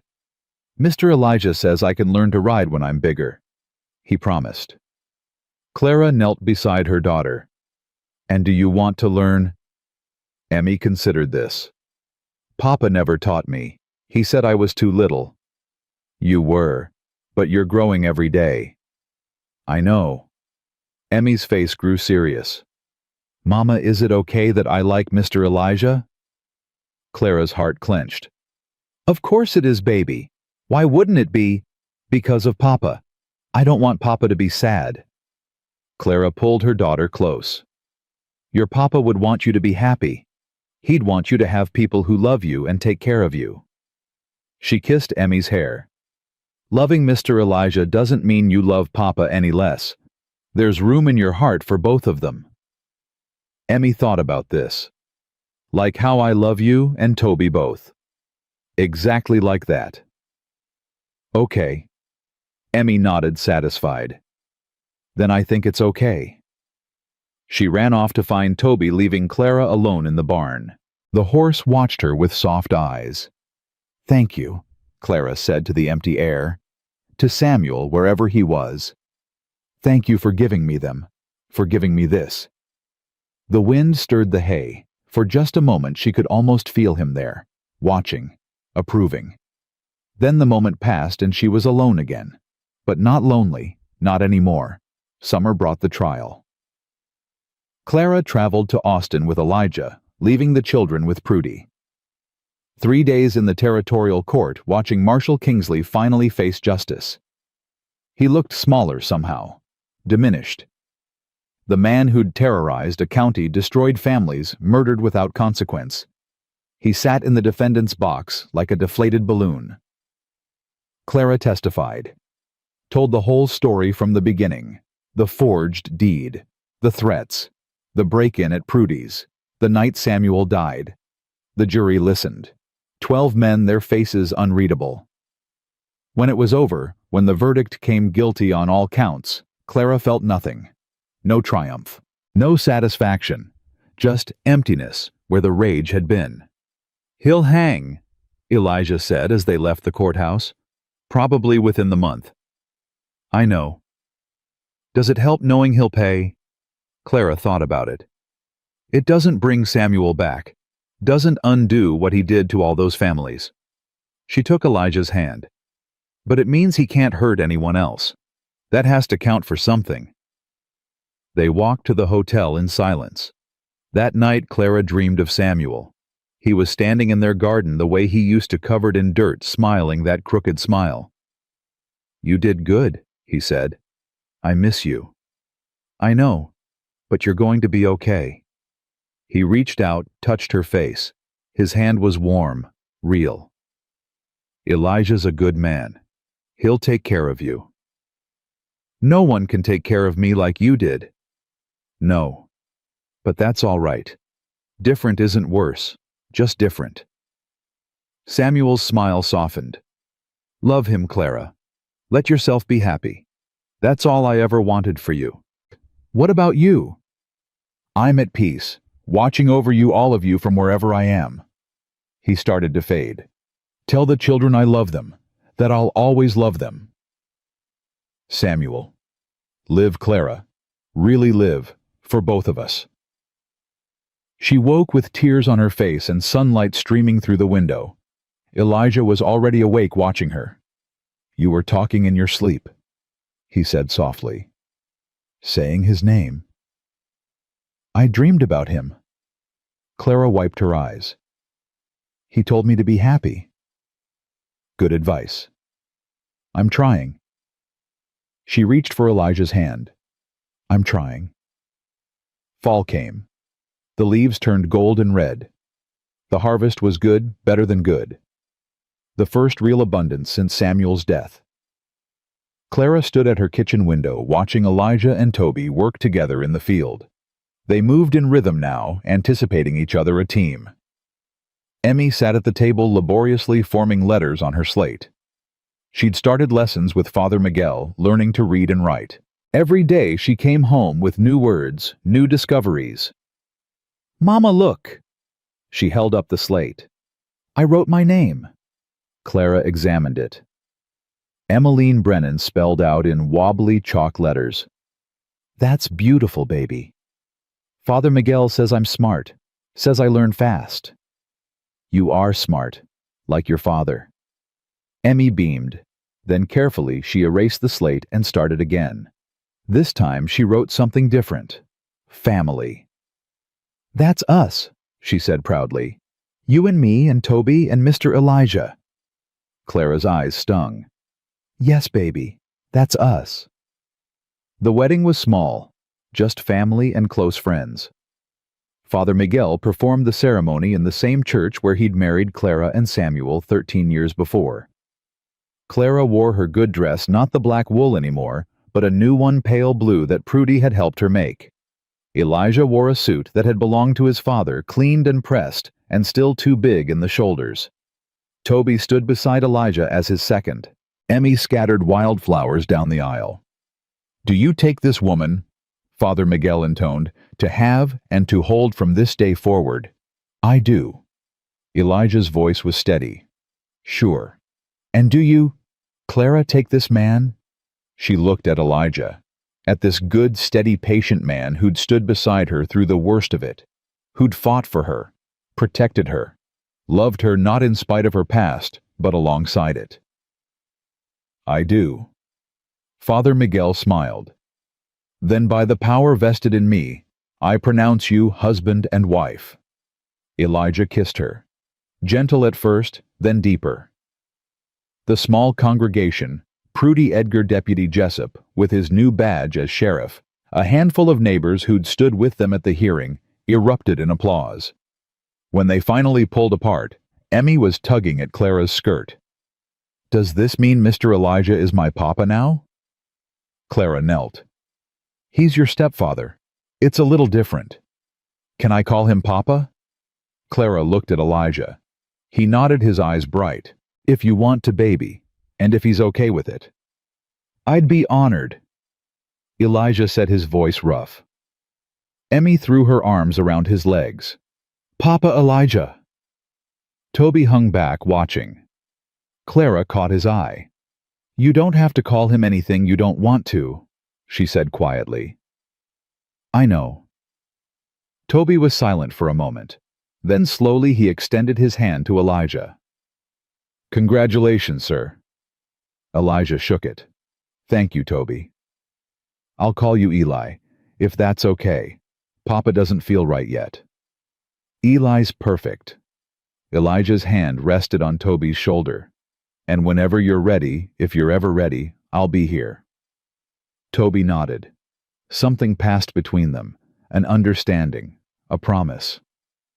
Clara watched her family, her new family, built from the pieces of what was lost, and felt something she hadn't felt in over a year, whole. Winter returned. But this time Clara watched the snowfall without fear. The cabin was warm. The pantry was full. Her children were safe and fed and loved. She stood at the window watching the flakes drift down, covering the land in white. Behind her, the fire crackled. Elijah sat in Samuel's old chair, their chair now reading to Emmy. Toby was at the table doing sums on his slate. "Mama." Emmy's voice was sleepy. "Tell us a story." Clara turned from the window. "What kind of story?" "A true one, about Papa." "Which Papa?" Emmy considered this. "Both of them." Clara crossed to the hearth, settled into her chair. Elijah shifted, making room for her to lean against him. "Once upon a time," she began, "there was a man named Samuel who dreamed of building a home." "Our home," Toby said without looking up. "Yes, our home. He built it with his own hands, board by board, nail by nail. And he filled it with love." Emmy snuggled closer to Elijah. "What happened then?" "Then he met a woman. A stubborn woman who didn't know how to quit." "You," Emmy said. "Me." Clara smiled. They built a life together, had 2 beautiful children, and when hard times came— "The mean man," Emmy whispered. "Yes, the mean man tried to take everything away, but the woman and her children fought back, and they won." "Because they had help," Toby added. "From Mr. Edgar and Miss Prudy and Papa Elijah." "That's right." Clara reached over, squeezed Elijah's hand. "They learned that you can't fight every battle alone, that sometimes the bravest thing you can do is let other people help." Emmy yawned. "Is that the end?" "No, baby. That's just the beginning." Clara looked around the room, at her children, her husband, her home. "The story keeps going. Every day we wake up, every meal we share, every storm we survive, that's all part of it. Will it have a happy ending?" Clara thought about the question, about everything she'd been through, the loss, the fear, the long nights alone wondering if she'd make it. And then she thought about this moment, this warmth, this love. "I think it already does," she said. "I think it has a happy ending right now." Emmy's eyes drifted closed. Within minutes, she was asleep against Elijah's chest. "I'll carry her up," he said softly. "Thank you." He rose, Emmy cradled in his arms, and climbed the ladder to the loft. Clara heard him murmuring to her the sound of small feet settling into bed. Toby set down his slate. "Mama." "Yes." "Do you think Papa, my real Papa, do you think he's watching? From wherever he is?" Clara considered the question. "I do. I think he sees everything. And I think he's proud of you. Of all of us." Toby nodded slowly. "I still miss him. Even now. Even with Eli here." "I know, baby. So do I." Clara opened her arms. Toby came to her, folded himself into her embrace like he was still small. Missing someone doesn't stop just because life goes on. It just becomes part of you, part of who you are. "Does it ever hurt less?" "Yes, slowly, day by day." She held him tighter. "But even when it hurts, it's okay to be happy too. Your father would want that." Toby pulled back. His eyes were wet, but his voice was steady. "I love you, Mama. I love you too, more than anything." He climbed the ladder to join Emmy. Clara heard the rustle of blankets, the soft murmur of siblings settling in for the night. Elijah came back down, stood beside her chair. "Good day," he asked. "The best." She rose, took his hands. "Thank you." "For what?" "For being here, for staying, for loving us when you didn't have to." Elijah pulled her close. "I didn't have to, but I wanted to. There's a difference." "I know." She rested her head against his chest. "I know." They stood like that for a long time, watching the fire burn down to embers. Outside, the snow kept falling. Inside, the cabin held its warmth. Ready for bed? Elijah finally asked. Almost. Clara moved to the mantel, picked up the framed deed that hung there. 2 names, Samuel's and hers, the document that had nearly destroyed them and ultimately saved them. I want to add something, she said. What, another name? She traced Samuel's signature. I want to add you, officially, so the deed shows all of us, Samuel, me, and you. Elijah was quiet for a moment. Are you sure this was his land? His dream? It was his dream. Now it's ours. Clara turned to face him.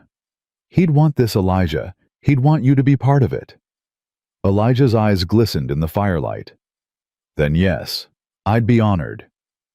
Clara hung the deed back on the wall. Tomorrow she'd go to the land office, file the amendment, make it official. But tonight it was enough to know, to believe. Come to bed, she said. They climbed the ladder together. In the darkness, Clara could hear her children breathing. Peaceful, safe. She settled into Elijah's arms, felt his heartbeat against her back. Thank you, she whispered again. For what? For the happy ending. It's not an ending, he murmured against her hair. It's just the beginning of a new chapter. Clara smiled into the darkness. Outside, the snow continued to fall. The land that Samuel had dreamed of, that Clara had fought for, that Elijah had helped protect it, lay quiet under its white blanket, waiting for spring. And in the cabin built by one good man and protected by another, a family slept. Not perfect, not untouched by grief, but whole. Together. Home. Clara Brennan had learned something in the long months of fighting for her land. She'd learned that the truth was like water. You could dam it up for a while, but eventually it found a way through. She'd learned that courage wasn't the absence of fear, but the decision that something else mattered more. And she'd learned that love, real love, wasn't a finite thing. It grew, changed, made room for more. The land remembered who worked it, who planted in faith, who stayed when staying was hardest. And those who tended it, who sank their hands deep and built for tomorrow, they were the ones who truly owned it. Not in law alone, but in something older. Something that survived courts and judges and men with silver pens. The land remembered, and so would she.